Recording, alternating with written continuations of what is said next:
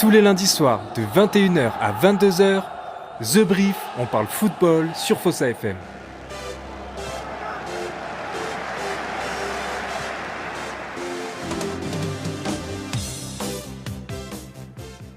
Bonjour à tous, bienvenue dans le The Brief, l'émission où on débriefe l'actualité de l'Olympique de Marseille. Ça fait 15 jours qu'on ne s'est pas retrouvé sur le plateau. Vous avez vu, le plateau a fait un peu peau neuve ici à Fossa FM. On a fait un petit peu des travaux, un tout petit peu. On voulait améliorer un peu le cadre, etc. Et qui dit cadre dit, on accueille un invité d'exception aujourd'hui. Un invité phocéen. C'est ça. Ah, on va dire que c'est phocéen. Donc, Daniel Nana. Salut Daniel. Salut les gars, merci The Brief de me recevoir pour cette émission et j'ai hâte de parler football et projet avec vous. Donc, vous pourrez suivre ce live sur son TikTok, Daniel Nana aussi. N'hésitez pas à le suivre. On fera la présentation après. On a l'indéboulonnable, ça y est, tu fais partie plus que du staff. Voilà, c'est Julien. Julien, ça va? Ça va, bonsoir tout le monde. Bonsoir aussi à ceux qui nous écoutent sur Fossa FM, le 107.5, bien évidemment. Alors, on n'oublie pas, bien entendu, ceux qui ne peuvent pas être là exceptionnellement. Donc, on passe à Donatien et à Driss qui ont des empêchements perso. Mais voilà, vous les retrouverez très, très prochainement dans le The Brief, l'émission où on débriefe l'actualité de l'Olympique de Marseille. Alors, vous suivez un peu notre actualité sur notre TikTok. N'hésitez pas à vous abonner, à liker, partager tout ce qu'on propose. Notamment quand on va en conférence de presse, on essaie de vous donner un peu les infos croustillantes et tout. On aura l'occasion de parler du nouveau logo. C'était un peu ce qui nous a animés ces derniers temps. Et on vous donnera la parole. On a besoin d'avoir la parole des phocéens. Alors, avant ça, je vous propose qu'on débute d'emblée. On le sait, c'est ce qui nous anime. C'est le match qui s'est déroulé ce vendredi. L'OM accueillait le FC Metz. Mais avant ça, je voudrais faire une petite présentation du personnage que vous avez là sur le plateau. C'est pas anodin qui vient ici, c'est Daniel Nana. Avant même de parler de ce que tu vas nous proposer, etc., c'est quand même un joueur de l'effectif de l'ES Foss qui est premier du championnat. Ouais, on a perdu ce week-end à Montpellier 3-2. Donc là, on est passé deuxième. Mais c'est vrai qu'avant cette journée, on était premier. Et on va jouer à la montée. Ouais, vous trustez les premières places, donc ça se joue à deux. Avant cette journée, vous étiez à 2 points devant vos concurrents directs. Exactement. Et là, une première mi-temps un peu compliquée, je crois. Vous en prenez 2 rapidement, je crois, au bout d'une demi-heure. Il y a déjà 2-0. À la 31e, il y avait 3-0. 1-0 au bout d'une minute, 2-0, quart d'heure de jeu. On a eu du mal à se mettre dedans. Un peu surpris par l'équipe de Montpellier. Vous savez, les équipes réserves professionnelles, on ne sait pas sur qui on tombe. Parfois, c'est chaud ou froid. Et donc là, c'était plutôt chaud. C'était chaud. Et après, en deuxième mi-temps, on a bien réagi. On a marqué 2 buts, mais ça n'a pas suffi. Ça n'a pas suffi. Donc maintenant, à nous de relever la tête ce week-end. C'était un peu trop tard, tu penses? Ouais, on a marqué un but à la 60e et le dernier but à la 90e. Ouais. Donc après, l'arbitre a sifflé la fin du match. Donc, ouais, j'imagine. Donc c'était un peu compliqué. Mais bon, c'est plutôt de bon augure. Avec le réveil peut-être en deuxième mi-temps ou... Non, c'est ça, on perd pas espoir, on va continuer à bosser. Et là, de toute façon, il nous reste 4 matchs, c'est 4 finales, comme on dit. Et c'est le premier qui monte? Uniquement le premier qui monte. D'accord. C'est dur, la nationale. On aura l'occasion d'en parler tout à l'heure quand on parlera du média que tu as développé. Tu as développé un média, des joueurs qui font la promotion aussi des niveaux inférieurs. Je m'entends en retour. Pardon. Peut-être, je sais pas si tu peux venir voir. 1, 2, 1, 2. Non, c'est bon, parfait. Donc, on est bon. Avant d'en parler, donc on en parlera dans la troisième partie d'émission. Je vous propose qu'on parle tout de suite de OM Metz. OM Metz avec la victoire de l'Olympique de Marseille 3-1. 3-1. On va commencer avec la compo. Allez, on rappelle un peu la compo avec l'indéboulonnable Rulli dans les buts. Après, je pense qu'il a plutôt composé une défense à 3. On avait vu avec Pavard, Balerdi et Medina. Avec un piston droit, toujours le même, Timothy Weah. Pekchao en piston gauche. Un double pivot au milieu avec Højbjerg et Timber qui marche plutôt bien.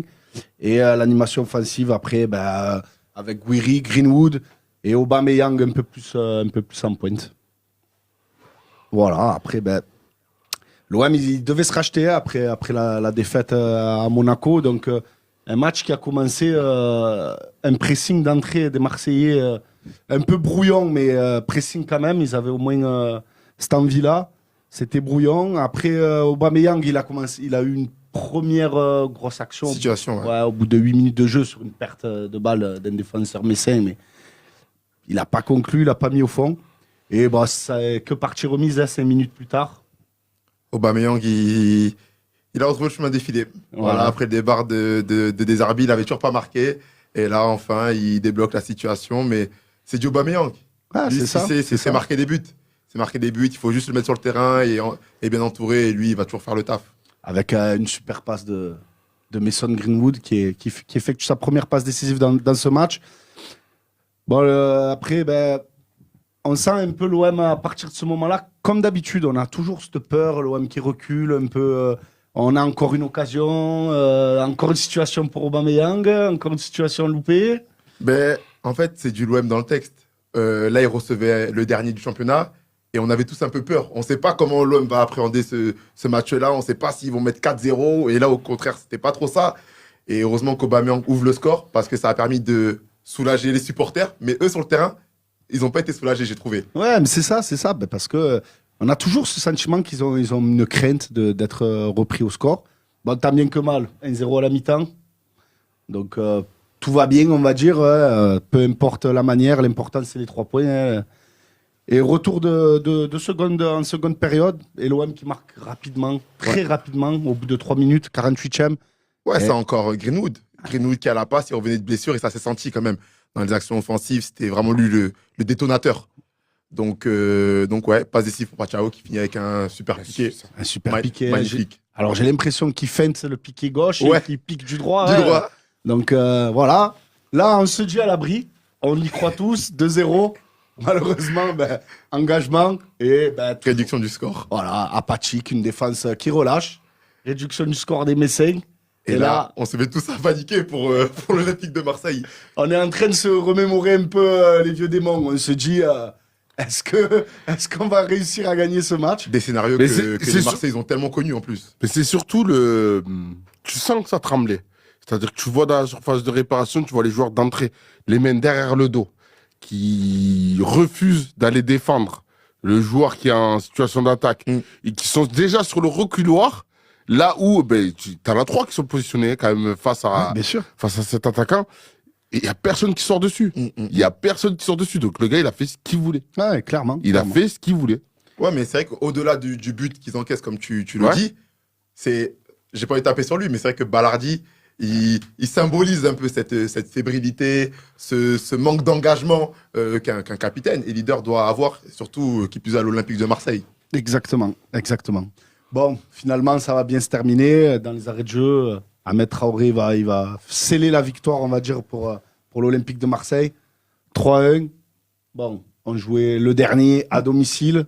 On n'en attendait pas moins de l'Olympique de Marseille quand même. Et surtout, ça fait du bien pour les troupes d'Abid Bey. Pour lui, déjà personnellement, parce qu'après Monaco, il avait été chahuté, et même au classement. Ça permet de rester dans les places européennes et surtout de jouer vraiment la course. Là, il reste quoi, 5-6 journées, il me semble? Ouais, 5-6 journées. Ouais. Okay. 5 journées, je crois. 5 journées. Je crois 5 journées. Ouais, ben, je vois un peu les commentaires. Je vois, on trame contre Metz. Oui, pourquoi on trame contre Metz? Parce que cette saison, on a eu des matchs à notre portée, des matchs faciles. Hein. Je me rappelle d'Angers, je me rappelle de Toulouse. Ou au Vélodrome en plus. Voilà. Ouais. Donc on sait très bien que malheureusement, on est trop fébrile et que sur cette fin de saison, on l'est encore plus. Après, l'OM, cette saison, moi en tout cas, j'ai trouvé que c'était beaucoup de Greenwood dépendance. Et que l'effectif de l'OM, il y avait des très bons joueurs, mais qu'il manquait des joueurs pour soutenir Greenwood. Et quand Aubameyang est un peu moins bien, et que Greenwood est blessé ou que lui-même est un peu moins bien, rapidement, c'est le néant. Oui. C'est le néant. Bien sûr. Et c'est dommage parce que Pachao, 35 millions recrutés, là, il commence à donner des performances, on va dire, dignes d'un joueur de l'Olympique de Marseille, mais sur le début de saison, c'était assez compliqué. Et je pense que c'est là où Marseille a raté le coche. Et c'est pour ça que là, ils galèrent alors qu'ils auraient pu être bien plus haut. Ouais, mais c'est sûr que là, après, je sais pas, chacun va donner un peu son avis, ce qu'il a en pensé des joueurs, mais c'est vrai que le retour de Greenwood sur ce match-là, On voit que voilà, Greenwood dépendance offensivement, c'est. Deux passes D. Voilà. Sur 2 contres d'ailleurs. Mm. Les 2 premiers buts. 2 premiers buts sur 2 contres sur une équipe de Metz qui n'a pas refusé le jeu, on va dire. Au final, tu t'aperçois que oui, Greenwood, c'est ton top joueur. Après, faut pas se leurrer. Quand on parle de Metz, ils ont fait énormément de cadeaux avec des passes dans l'axe. Ouais. C'était plus que surprenant. Tu sens que voilà, vivement que la saison se termine pour que le FC Metz parte sur un nouveau projet. À noter aussi la belle prestation du gardien ici. Pas parce qu'il est sénégalais, mais c'est 6 beaux arrêts quand même. Il faut le dire. On le glisse quand même. On le glisse quand même. Des 6 beaux arrêts pour lui à créditer. Justement, ce qui a permis de faire déjouer le joueur comme Greenwood, parce qu'il n'a pas réussi à en mettre un, mais parce que aussi il y avait un grand gardien qui a été pas mal illustré ce match. Ouais, il a fait ça. Sur Guéry, sur Greenwood, il en a sorti de beaux arrêts, effectivement. Donc voilà, après, c'est sûr que c'est pas un OM flamboyant, c'est pas l'OM qu'on a envie de voir, c'est pas du football champagne. Mais là, je crois que jusqu'à la fin de saison, on peut pas demander à cette équipe-là de faire du football champagne. À noter aussi que c'est pour l'une des premières fois de la saison, le stade n'était pas guichet fermé. Et ça s'est ressenti dans les tribunes, malgré les beaux tifos. Je sais pas si vous avez vu les tifos, c'était magnifique. Oui. Vraiment des très beaux tifos. Des belles banderoles aussi. Surtout, l'un va face à l'autre. Des belles banderoles qui vont bien avec Les tifos. pour bien pointer le logo, et on aura l'occasion d'en parler. Mais voilà, c'était un match début de vacances, faut pas oublier. C'était un vendredi soir, début de vacances. Les travées n'étaient pas complètement pleines, mais voilà, le public répond toujours présent à Marseille, on le sait. Oui, bien sûr. Et oui, on parle du tifo pour le Raluciano. Hassan, on va te faire monter. Tifo pour le Raluciano qui symbolisait Funky Family, Marseille, toute une génération, et qui sort son nouvel album. Ouais. Qui sort son nouvel album, donc Marseille, voilà.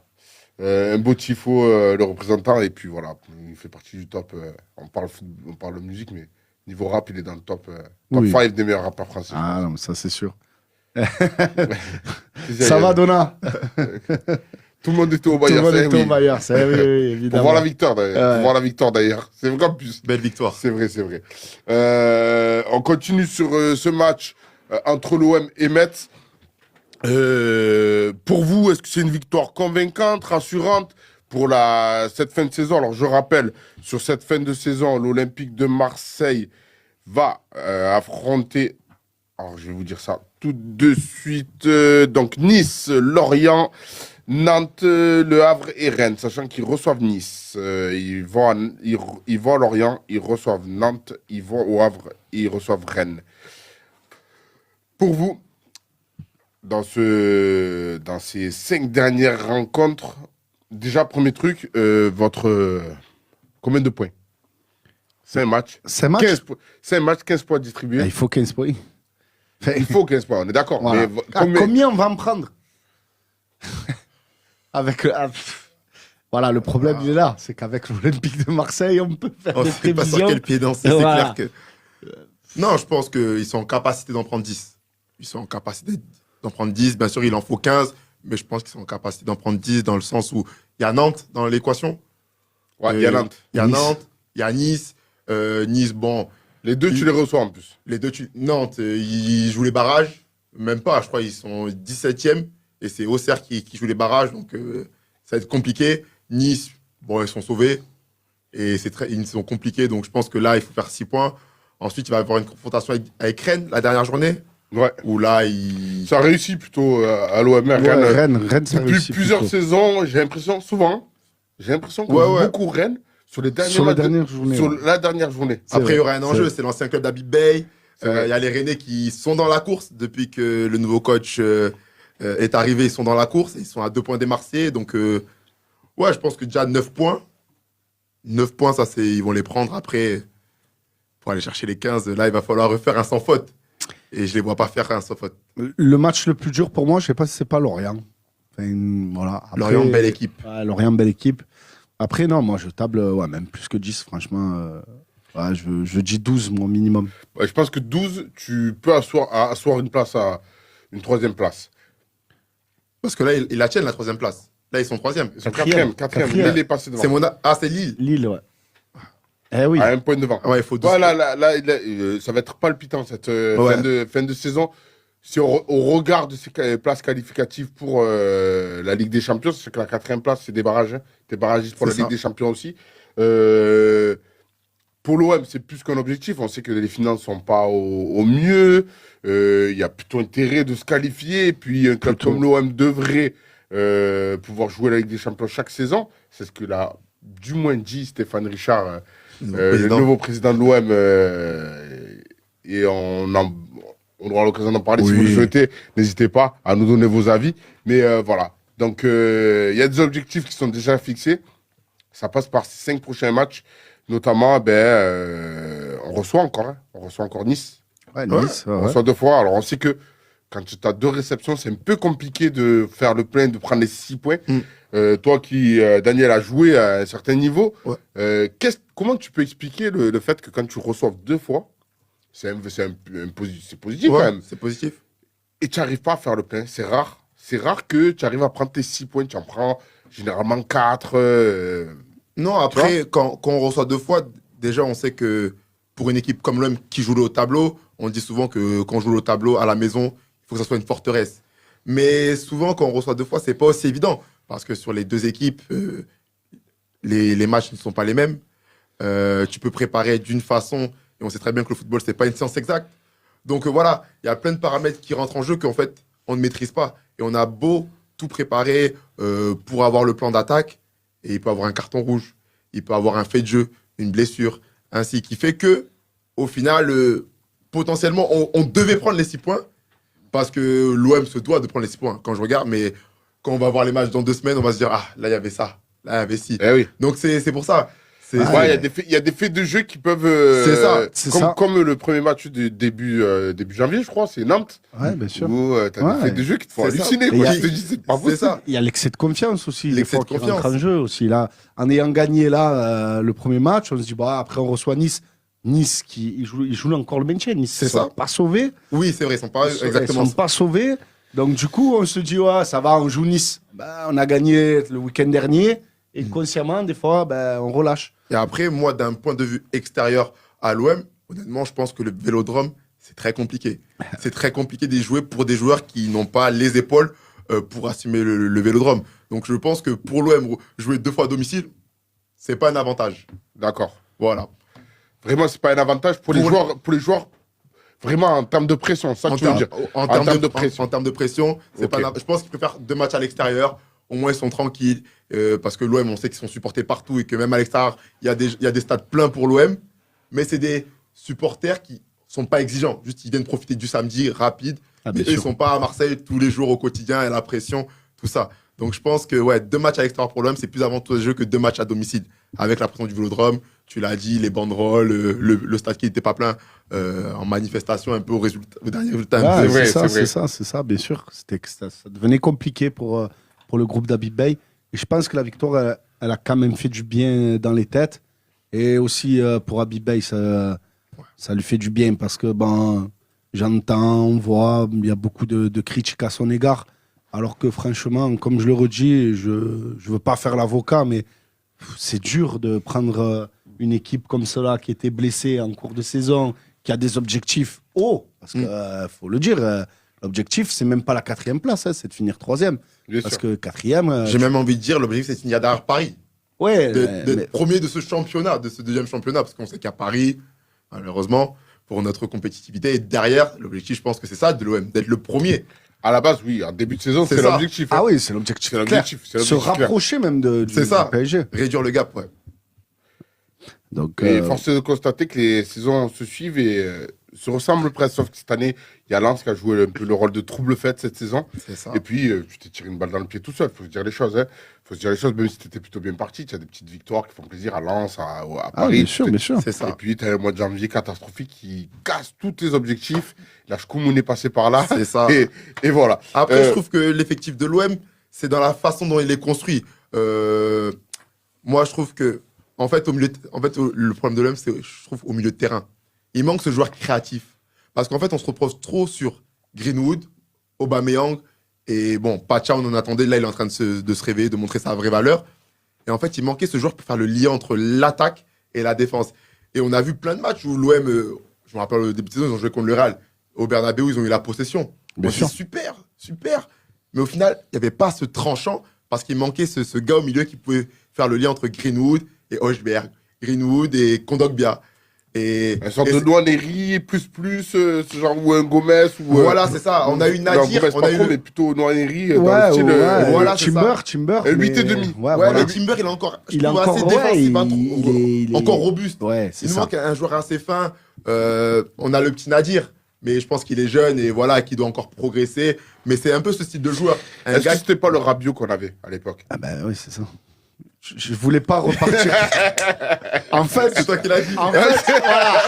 En fait, Mais écoute, c'est une réalité, c'est la vérité. Il n'a pas été remplacé, ce joueur. je l'écoutais parler, c'était là. Et j'avais pas envie de dire encore une fois Rabiot pour qu'on dise Non, faut dire les choses. ah, on va pas revenir encore sur Rabiot, ça y est, c'est fait. Je connais le discours, tu vois. Ouais. Mais tu as raison à 1000%, maman. C'est ça. C'est le Rabiot de l'année dernière qui nous manque. Il manque C'est ce tout. gars-là qui va t'apporter Voilà. ce lien entre l'attaque et la défense, qui va pouvoir mettre 10 passes D, 6 buts. Et ça, c'est important dans une saison. Et surtout, après, Rabiot, au-delà de ça, c'était un leader, mais on en a déjà assez parlé, je pense. Ouais, c'est.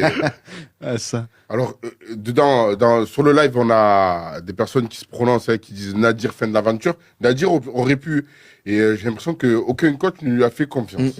Alors, moi, il y Les en a... coachs se suivent, il n'y en a aucun qui lui a fait réellement confiance. Tout à fait. Vas-y. Et il y en a un que, pour moi, était bien parti et que je sais pas ce qui s'est passé avec ce garçon, mais c'est Vermeuren. Et j'avais l'impression qu'il pouvait, lui, faire ce rôle-là. Ouais. Le peu de matchs le bout de match ou les matchs qu'on a vu jouer. Qui l'a fait venir à Vermeuren? Ça, c'est la direction Benassia. Ouais, mais... Non, après, Vermaelen, Compliqué. je pense qu'il Ah, il a c'est joué. dur. Après, je pense que c'est un bon prospect, un beau potentiel. Ouais. Mais honnêtement, de l'extérieur, hein, le Vélodrome, l'OM, Oui. je pense que c'est important de le rappeler. Bien sûr. En fait, c'est des grands joueurs et ils doivent être prêts pour cette pression. Mais Vermeuren, c'est un jeune talent qui vient des pays de l'Est, un peu, Pologne, Danemark, je ne sais pas exactement son origine. C'est un Hollandais. C'est un Hollandais, tu vois. Belge ou Hollandais. Voilà, c'est Belge, non?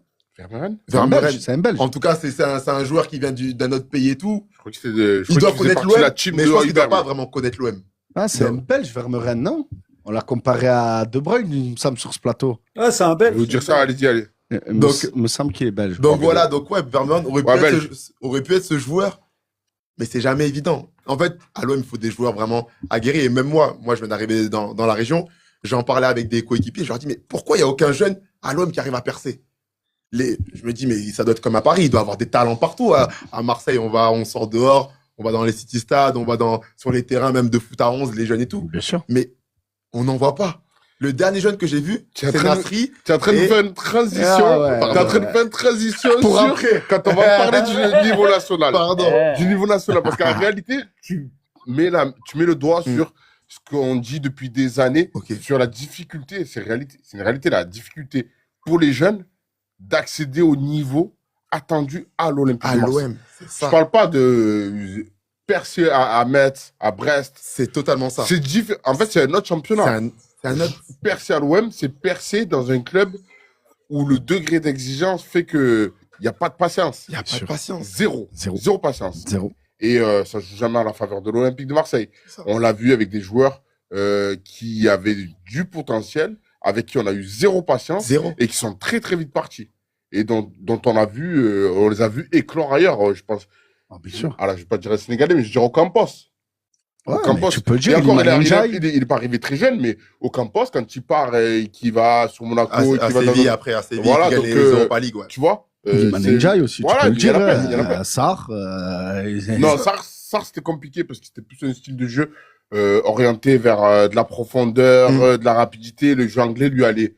Et, Ouais, et bon. c'est plutôt un joueur en temps de scie, même là-bas en Angleterre, il a cette même difficulté. Ok. Iliman Ndiaye, c'est un profil où ben ouais, il arrive déjà l'accueil hein. L'accueil à l'aviation civile, tu as compris, tu prends pour Timothée Weah et d'autres joueurs, Ah oui, tu as bien sûr. compris, tu arrives, tu mets les pieds, tu dis bon, ok, je vais pas faire du football ici là, je vais faire autre chose, mais ça sera pas quelque chose, ça s'apparentera pas du football, Ah, tu du vois. football. Tu vois. Ça va être compliqué. Ah ouais. Je pense qu'il n'y a pas beaucoup de clubs en Europe même, je dirais, où quand tu as des joueurs qui arrivent avec un peu de renommée, on t'accueille là. Je crois en Turquie. Un peu, si tu regardes un peu les accueils dans le Tu peux championnat l'avoir un turc. peu à Naples. C'est club avec une ferveur Ouais, c'est En ça. fait, moi, démesurée, vas-y. j'y pensais à ça. J'allais dire, moi, en fait, quand je vois l'OM, il faudrait qu'il s'inspire de ce genre de club, Naples, les clubs turcs, pour arriver à gérer la passion, parce que c'est une passion débordante, l'OM. J'ai l'impression que parfois que c'est les supporters qui contrôlent le club, et en même temps avoir ce côté rigueur dans les bureaux, dans la direction. Et c'est le nouveau président, c'est ce qu'il disait. Il a dit, il va venir gérer ça comme une entreprise. Le sportif, il va laisser ça au directeur sportif et au coach, et lui, il va gérer tout ce qui est la partie business. Et je pense que on va voir ce que ça va donner. Voilà, maintenant, c'est un nouveau projet et tout. Bah, j'ai un peu creusé. Je vous laisserai le loisir de regarder un peu.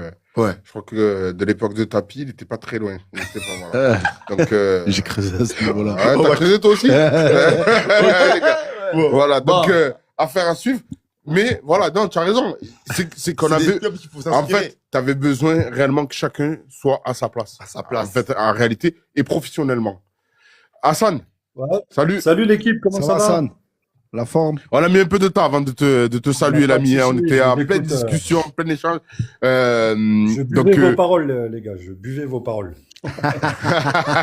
Nous, c'est alors, gentil. ça. alors, on s'est un peu égaré parce qu'on parlait quand même de l'objectif là de cet échange.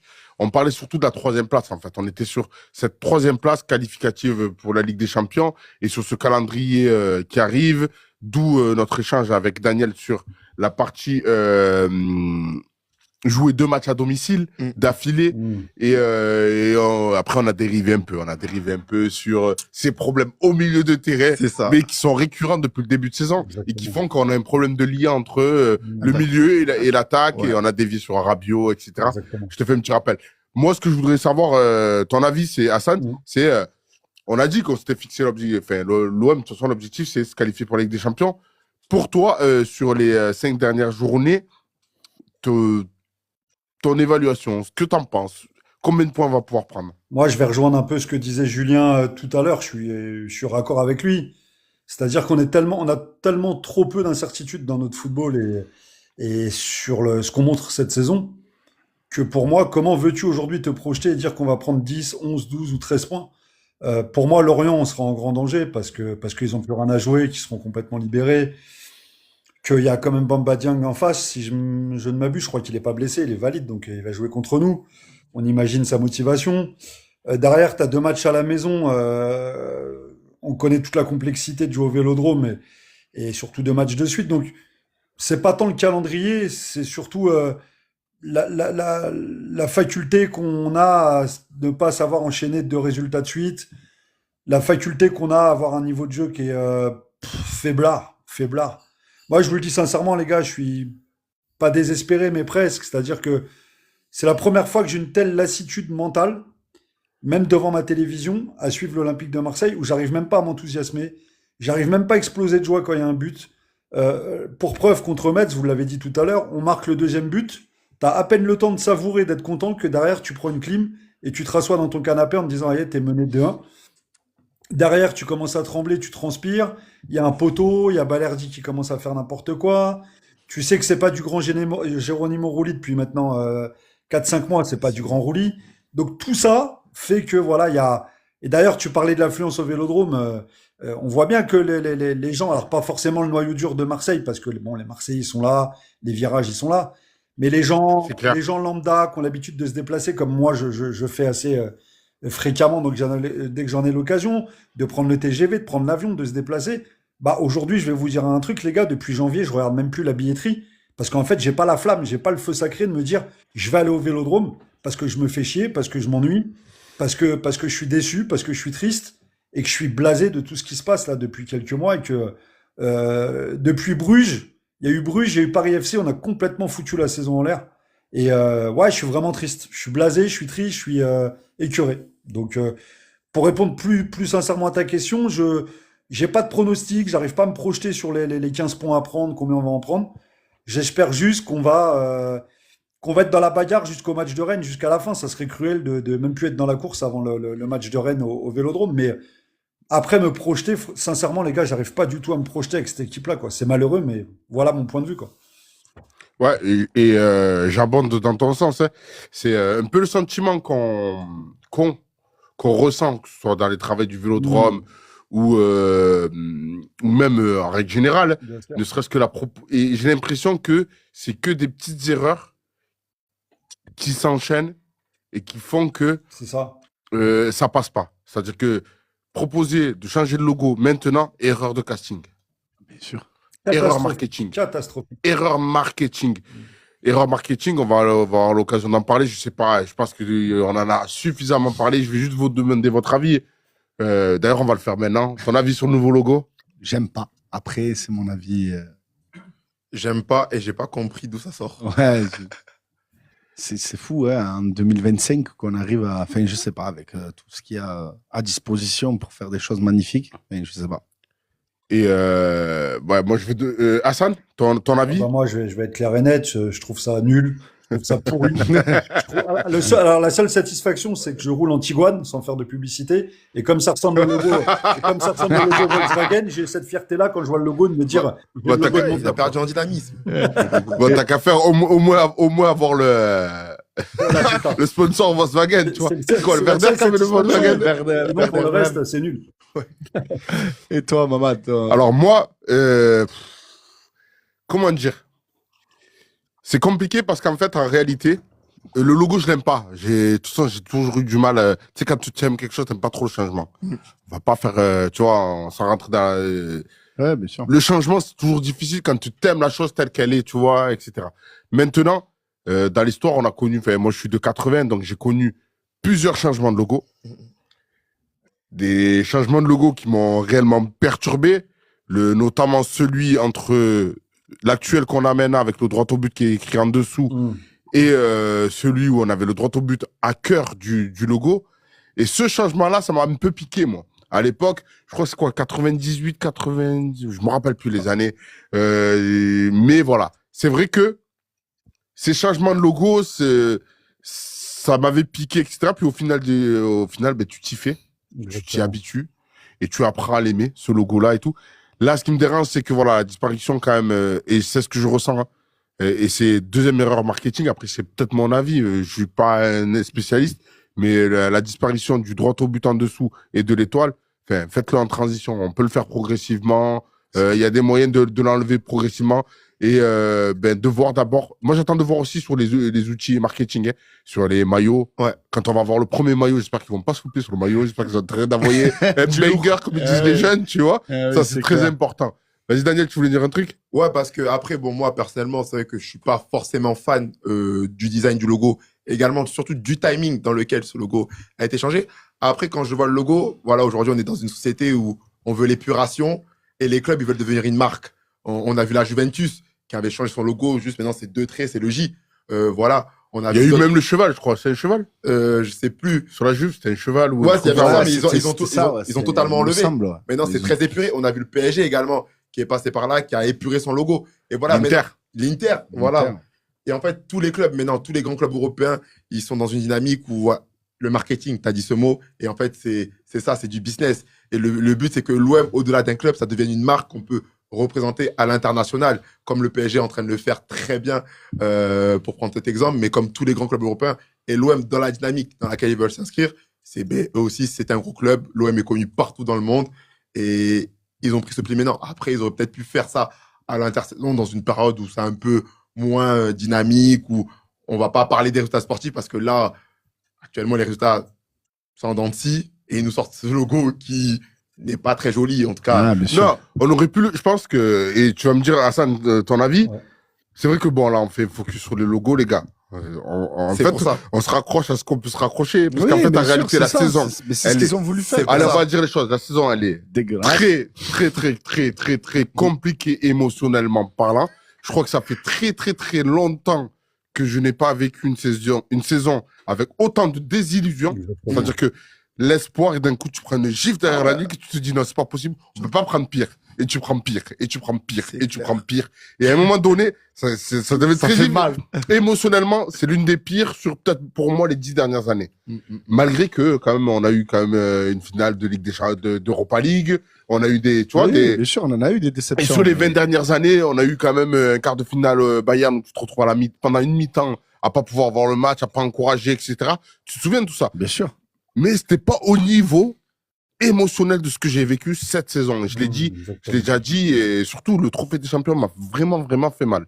J'ai vraiment souffert de, Ah, parce que tu- non, je sais. Oui, je sais. C'est un, voulais ce c'est un trophée. pur traumatisme. Ouais, Non, bien sûr. tu m'as mis l'eau, enfin, tu me l'as mis à la bouche et tu me l'enlèves. Ouais, Tu vois ce que je veux dire? il est- Mais tu me l'enlèves en me narguant en plus, tu vois? C'est Mais- pas Ah, c'est ça. ça, Julien, c'est Mais- le bon geste, exactement. Ah, c'est ça. C'est ça, c'est ça, c'est ça. Et Ah, ouais, non. non. C'est ça. Mais pour revenir sur cette histoire de logo, quand je dis stratégie marketing, etc., il y a par exemple, là-bas, on voit un logo qui apparaît Olympique de Marseille, etc., où on a fait quelques petites dédicaces, etc. C'est un logo spécifique, c'est raccroché à des dates historiques. Alors, peut-être c'est pour le centenaire, je sais pas, mais tu peux raccrocher ça à des dates historiques et dire, ben, tiens, on va changer le logo parce que, voilà, ça fait 125 Ah, ans que bien le club sûr. existe. Tu vois, tu peux le raccrocher à ça et c'est plus entendable, plus explicable parce que derrière, il y a toute une histoire qui va avec et tout. Là, c'est tombé de nulle part. On en entendait parler. C'était dans les dossiers. C'était dans les tuyaux. Et puis, ils te sortent ça en même temps que le départ de Longoria, dont on a très peu parlé. Ouais, Très, bien sûr. très peu parlé. Et ils te glissent ça avec l'arrivée d'un nouveau directeur, la deuxième conférence de Franck Marcourt. C'est grave, les gars. Deuxième conférence de presse de Franck Marcourt Depuis qu'il est là. depuis qu'il est là. Son arrivée, et encore. La première, c'est son arrivée. On va dire donc elle est Ouais. quasi normale. Ça fait 2. Voilà. Alors, c'est peut-être son départ. Enfin, je sais pas. Ouais, je plaisante. Je plaisante, les gars. Arrête, ils sont tous déboussolés, là. Tu racontes Non, ce que tu es en non. train de faire? Je l'ai dit, comme il y en a qui l'ont pensé, les gars. Hein. Voilà. Hein. Mais c'est vrai que je pense que c'est plus une question de timing. Et j'aimerais avoir ton avis aussi sur ça, sur ce logo et sur le timing de ce logo. Ouais, bah moi, Hassan. moi, je te rejoins complètement, Mamad. Après, on va pas se mentir, on va se dire les choses honnêtement. Si on était dans une saison, on serait au coude à coude avec Paris à 5 journées de la fin. Si on avait passé la Ligue des Champions, on se serait qualifié à minima pour les barrages. Si on n'avait pas fait la connerie de se faire éliminer à la maison, encore une fois n'est pas coutume, par chez nous au Vélodrome en Coupe de France. Je pense que l'histoire du logo, on en parlerait, mais pas avec autant de vivacité, avec autant de méchanceté, avec autant de moquerie. Ça serait un sujet, mais ça serait un sujet comme au second plan. On serait focus sur le sportif. Mais comme tu le disais si bien, il y a rien qui va. La saison, elle est pourrie de bout en bout. On a perdu le fil à mi-octobre, début novembre. On a commencé à perdre le fil de la saison. Les gens se barrent du club. Longoria, il se barre du club. Il n'y a même pas une interview, il n'y a même pas un communiqué officiel. De Zerbi se barre du club. Il a dit un petit mot vite fait en conférence de presse là, avec Tottenham, mais vraiment à l'arrache, histoire de. Les joueurs, Il a choisi son club. Voilà, lui. Oh. exactement. Les joueurs partent du club en début de saison dans les conditions qu'on connaît. On pense à Rabiot et à Jonathan Rove, qui, soit dit au passant, casse la baraque à Bologne, mais bon, ça, on y reviendra plus tard. Ils se réconcilier. Les Matt O'Reilly, En plus, les Matt O'Reilly. lui pour la glisser, celle-là. Exactement. Bah oui, non, mais c'est bien sûr. Les Matt O'Reilly qu'on perd au cours des saisons, qu'on n'a pas pu s'habituer. Nos deux pépites, Bacola j'ai oublié, et Robinho Vaz, qui était en conf de presse, je crois, en novembre avec Bedi Benatia. On était tous sourires, on était Ouais. contents. D'un coup, les mecs se barrent, on n'a pas plus d'explication que ça. Tu vois, il y a tout qui part en lambeaux, il y a tout qui s'écroule, il y a tout qui s'écroule sous nos pieds devant. Le château de cartes s'écroule au fur et à mesure. Il y a que parce que tu faisais référence au trophée des champions. Et c'est vrai qu'on a minimisé l'impact. On a cru que ça allait nous donner un élan positif. Et au final, ça a plombé complètement le moral des troupes. Mais au-delà de ça, ce match-là est tellement à l'image de notre saison. Croire en quelque Exactement. chose, avoir le rêve au bout des mains, et derrière avoir une clim monumentale. C'est l'histoire de notre saison. Prendre des buts à la dernière seconde, se faire arracher dans des moments où on est censé assurer le coup. C'est Pechao qui disait l'autre fois en interview, il nous reste 5 finales à jouer. Et tout le monde a été unanime pour dire, bah, c'est pas rassurant, puisque quand on joue des finales, on les négocie mal. On les perd. Donc en fait, Ouais. la phrase typique, on a des finales à jouer, autant pas le dire parce que c'est pas rassurant pour nous. Donc le logo, tout ça, Mamad, ça s'inscrit. Le logo, ça s'inscrit. Oui, exactement. Comme l'ont dit les banderoles, ça s'inscrit dans. Vous faites une saison de merde. votre logo est merdique, il y a tout qui est merdique. Donc voilà. Il faut de la résilience Ouais, pour c'est- être supporter de l'Olympique de Marseille aujourd'hui. Hein. C'est vrai. Tu as conclu l'échange autour du logo. Fallait qu'on en parle. Je suis désolé pour ceux qui sont sur le live. Hein. On n'en avait pas parlé, nous. Ça faisait 2 semaines qu'on sûr, n'avait pas pris de bien live. sûr. Fallait qu'on donne notre avis Ouais, bien sûr. sur ce logo et je pense que c'est unanime. J'ai pas vu une seule personne qui m'a dit que, franchement, je le trouve beau le logo. Voilà. Donc, Ouais. on est obligé d'en parler et de le dire. À un moment donné, quand ça fait l'unanimité, Bien sûr. ça semble un peu compliqué, etc. D'ailleurs, ceux qui le kiffent, ben, n'hésitez pas à nous le dire et Ah nous oui, donner mais- vos arguments parce que va falloir vous Va falloir s'accrocher. sortir les rames. Non, je sortir les pense rames. qu'au niveau du logo, ça sera plutôt les revenus. Quand les Ouais. revenus augmenteront et que l'OM pourra faire une recrue ou deux de plus, c'est là où on comprendra, je pense, l'importance de ce logo et ce que les dirigeants ont voulu amener. Mais c'est sûr que là, c'est compliqué Bien sûr. de voir ça. Je vous propose qu'on discute un peu de cette course à la 3e place, puis après on va basculer sur l'interview exclusive de Daniel Nana qui est là, hein, qui a développé un média qui s'appelle Média National. Bien. Alors je vous spoil un peu le truc. Il a développé un média qui parle justement de ces divisions dont on ne parle pas assez Bien sûr. et qui sont l'antichambre du monde pro, donc semi-pro, et qui font où certains joueurs finissent leur carrière, ou surtout où d'autres explosent pour après accéder au niveau. Je parle bien du niveau national. Alors quand on dit national, c'est national 3, national 2, national 1, national 1 qui est en passe de devenir la Ligue 3 professionnelle. Donc ces niveaux-là où justement qui nous touchent un peu plus nous passionnés de football, parce que Foss par exemple a un club en national 3, Istres juste à côté de chez nous c'est national 2, voilà, donc c'est Martigues avant la fin, c'était national. Martigues, j'ai pas osé le dire. Pardon, Mamad. Pareil, Martigues c'est non. En plus, je l'avais au bout de la langue. Je dis Martigues ou pas Martigues? Non, je dis pas Martigues. Merci. Bon, il y avait Consola aussi. Il y en avait plein. C'est ça. Mais il y en a eu plein. Mais c'est vrai que il y a Herbel aussi. Enfin, non, je crois qu'ils sont. Non, ouais, Herbel, pas de senior Herbel. Aubagne. Aubagne Herbel, ouais. Aubagne. Aubagne Herbel. Il Il y a des bons clubs. Ouais, il y a des bons clubs dans Il y le a des bons coin. clubs Mais dans on le aura coin. l'occasion d'en parler un Yes. peu avec Daniel, justement, qui a développé un média. Et je trouve que c'est super cool. N'hésitez pas à aller le suivre. Un média national, je crois que c'est C'est ça. 7 sur TikTok. Il faut rajouter le 7 pour le trouver. Et vous allez avoir des interviews exclusives, etc. D'ailleurs, comme on disait, le S-Foss, ils sont On est en bien. passe de monter en National 2. D'ailleurs, on a On un discutera. joueur en face de nous. Je vous propose de donner le calendrier des équipes qui se battent justement pour cette 3e, 4e place, on va dire. Donc, on commence par l'OM, je vous le redonne. Hein, donc, on reçoit Nice, donc on reçoit une 2e fois, comme je vous ai dit, d'affilée. On va à Lorient, Nantes. On reçoit Nantes, on va au Havre et on reçoit Rennes. Monaco. Donc pour Monaco, ça sera Auxerre à la maison, enfin à Louis II, à la maison, à Louis II. Toulouse, à Toulouse, Metz, à Metz, donc c'était passe 2 fois d'affilée.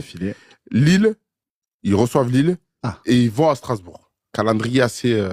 Les deux derniers matchs là. Pas Votre facile. Votre avis sur le calendrier de Monaco, n'hésite pas à intervenir, Hassan. Bah, déjà, je pense que Monaco, ils ont un calendrier à vue d'œil, hein, toujours pareil sur le papier, plus difficile que celui de l'Olympique de Marseille.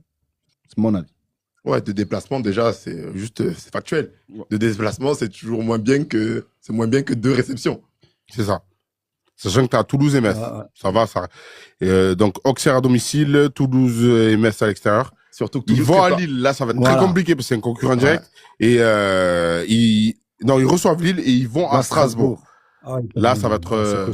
Ils ont un calendrier un peu compliqué quand En même. fait, ça va dépendre parce qu'il y a Toulouse qui prépare une demi-finale de Coupe de France. Donc, selon la période, est-ce qu'ils vont envoyer l'équipe B, enfin, quand j'ai l'équipe B, faire tourner, ou est-ce qu'ils vont envoyer une équipe compétitive? Donc, ça peut jouer. Il y a Strasbourg également qui, bon, là, le dénouement va vite arriver, comme ils vont jouer leur quart de finale retour contre Mayence. Donc, s'ils sont qualifiés, peut-être que dans les futures échéances, ils vont y penser et faire opposer un peu leur cadre.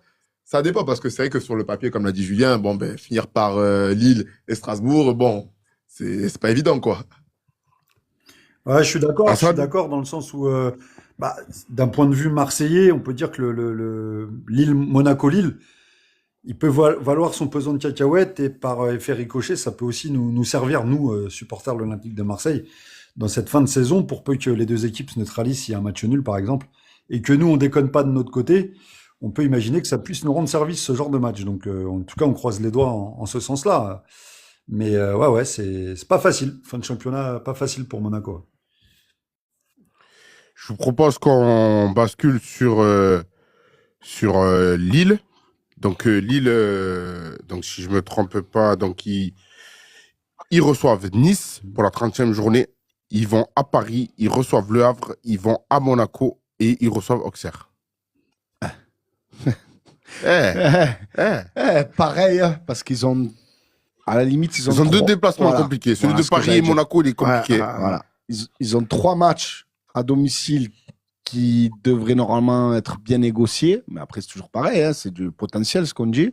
Et un déplacement chez le leader et un déplacement à Monaco, ça va pas être facile pour Lille aussi. Honnêtement, là, cette fin de championnat, on est face à 3 équipes. Il y a sûrement Lyon, peut-être, je sais pas si tu vas nous le partager. Ouais, tu vas nous le dire, parce que là, de ce que j'entends, il y a Marseille qui a connu une saison, voilà, les hauts, les bas, les montagnes russes. Lille qui a connu un trou d'air de janvier à mars, et là, qui est en train de relever la tête. Et Monaco, la meilleure équipe en 2026. Ah ouais, c'est ça. Donc là, on est sur des dynamiques, 3 équipes qui ont des dynamiques totalement opposées. Donc là, j'aimerais, en fait, on est spectateur et j'ai hâte de voir comment ça va se terminer. C'est hyper indécis. C'est hyper indécis, maman. C'est hyper indécis. Tu as raison. Je vous propose qu'on bascule. Tu voulais rajouter un truc dessus, Hassan? Ouais, sur Lille, je vais rester méfiant sur le déplacement au Parc des Princes. Pourquoi? Parce que si on imagine que Paris... Alors, c'est pas au Parc des Princesses, c'est quoi, Charletti, Paris FC? Ah, c'est contre Paris FC. Paris FC. Paris FC. Paris FC. J'ai compris. Paris FC. Saint-Germain. Paris FC, Paris FC. Mais bon, il est tout aussi dur, hein. Il est tout aussi dur. C'est difficile d'aller jouer là-bas. Ils sont sur... ils ont battu Monaco ce week-end. Sur les 5 derniers matchs, là, c'est une des meilleures dynamiques, hein, Paris FC avec Comboré. Ah non, c'est Lyon qui va au Parc des Princes, autant pour moi. C'est Lyon qui va au Parc des Princes. Okay. Ouais, exact. Non, Lille au Paris FC, ouais, quand on voit que Paris FC a battu Marseille et Monaco, on peut imaginer que Paris FC, en plus, Comboiré, depuis qu'il est arrivé, ils font un gros match, des gros matchs, le Paris FC. Donc, on peut imaginer qu'ils aient un match très difficile, Lille, là-bas. Donc, ça, pour le coup, c'est une bonne nouvelle. C'est une bonne nouvelle. Donc, ouais, après, Lille, par contre, le dernier match chez eux contre Auxerre, faut pas se leurrer, hein. Si à ce moment-là, ils sont toujours devant nous, ils se prendront pas les pieds dans le tapis devant leur public contre Auxerre au dernier match. Hein. Faut pas se leurrer. Donc, on est d'accord. C'est pas là-dessus que ça se joue. Hein. Faut pas compter sur ça. Voilà. Allez, je vous propose de basculer sur Lyon. Alors Lyon, il joue le PSG pour le compte de la 30e journée. Ouais. Ensuite, il va à Auxerre. Ouais. Il va à Rennes. Ils reçoivent Toulouse et la dernière journée, je l'ai pas. Lance, ma bad. Lyon lance la dernière journée. Lance, ouais, c'est vrai. On a trouvé le calendrier le plus dur là, pour l'instant. Ah ouais. Je pense que clairement. Sur le papier, je pense qu'on est tous unanimes pour dire que là, c'est le calendrier le plus dur pour l'instant du haut. Après, attention, parce que Lens à Lyon au dernier match, vu l'avance qu'a Lens sur le 3e et vu, à mon avis, que le titre sera joué, parce que je vois pas Paris, Lens rejoindre Paris d'ici la fin de championnat, on peut imaginer aussi que Lens soit un peu en roue libre et que ça soit un match un peu pour le fun à Lyon à la dernière journée. Je suis pas certain que Lens, ils seront dans un état de motivation énormissime à la dernière journée. À mon avis, ils seront second et bien second, Lens, à ce moment-là. Donc, j'espère me gourer, hein, j'espère me tromper, mais donc attention, le Lyon-Lens, il est un peu trompeur sur le papier entre ce qu'il propose aujourd'hui sur le papier et ce qui sera réellement à la dernière journée. Donc, attention quand même. Mais oui, clairement, c'est sur les 5 dernières journées, Lyon a le calendrier le plus compliqué pour le coup. Après, je te rejoins sur ce que tu dis, mais ça peut faire aussi l'effet inverse. Ça peut libérer Lens et... Il y a un calendrier dont on n'a pas parlé encore. Ah, alors Rennes. Là, s'il nous dit ça... C'est celui de Rennes. Le Rennes. Et celui de Strasbourg aussi. Alors, Rennes va se déplacer à Strasbourg. Okay. Ouais, c'est pas mal. Ils reçoivent Nantes pour on va dire, le derby de Bretagne. Il y en a qui disent que Nantes, c'est pas la Bretagne. C'est ça, okay, mais c'est un derby. Ils se comprennent. C'est le derby. Voilà. C'est le derby. On sait que c'est des matchs tendus. Ils vont à Lyon, Rennes. Ouais. Ils reçoivent le Paris FC. Ouais. Et ils viennent au stade de l'Odron. Pas facile, hein. Pas évident. Pas facile aussi pas le calendrier. Paris FC, le maintien. Dedans, j'ai entendu Marseille et Lyon. Nantes, le maintien aussi. Nantes, le maintien. Parfois, il vaut mieux jouer des équipes comme Toulouse, Lorient, qui n'ont plus rien à jouer. Parce que là, dans tous les matchs, ça va être chaud. Il vaut mieux jouer le ventre mou des C'est fois ça. que ça, ouais. Sauf- C'est pas facile aussi. Sauf quand t'es Marseillais, Julien. Pourquoi? Et ça, je m'explique Ouais. là-dessus. Parce que quand Ouais, tu non, joues mais le je suis ventre mou et que tu joues l'OM, c'est un match de gala, en fait. Alors que quand tu joues le ventre Oui, mou oui. et que tu joues Rennes ou Lille, bah, tu t'en fous un peu. Mais quand tu joues l'OM, t'es dans un état de motivation que t'as pas sur un autre match quand t'es en ventre mou. Donc, le suis seul d'accord bémol, Moi, avec j'appelle ça quoi? Moi, j'appelle ça les matchs de détection. voilà. C'est qui les joueurs que vous avez recrutés à la trêve là, de Angers? Ah, Deli. Voilà. Ouais, ouais, Ils ont les matchs de détection. Il a pas joué pour ça. Depuis, on le voit plus. Il joue pas. Mais contre l'homme, il était trop fort. C'est vrai, C'est vrai. Bien joué. C'est vrai, Bien c'est vu, vrai. Bien vu. On a ensuite Strasbourg. Hein. Strasbourg. Alors, Strasbourg qui a un calendrier quand même assez effréné. Hein. Strasbourg, alors si je dis pas de bêtises, j'essaie de regarder. Ils vont jouer Mayence, d'accord? Ouais. Ensuite, ils vont recevoir Rennes en Ligue 1. Mhm.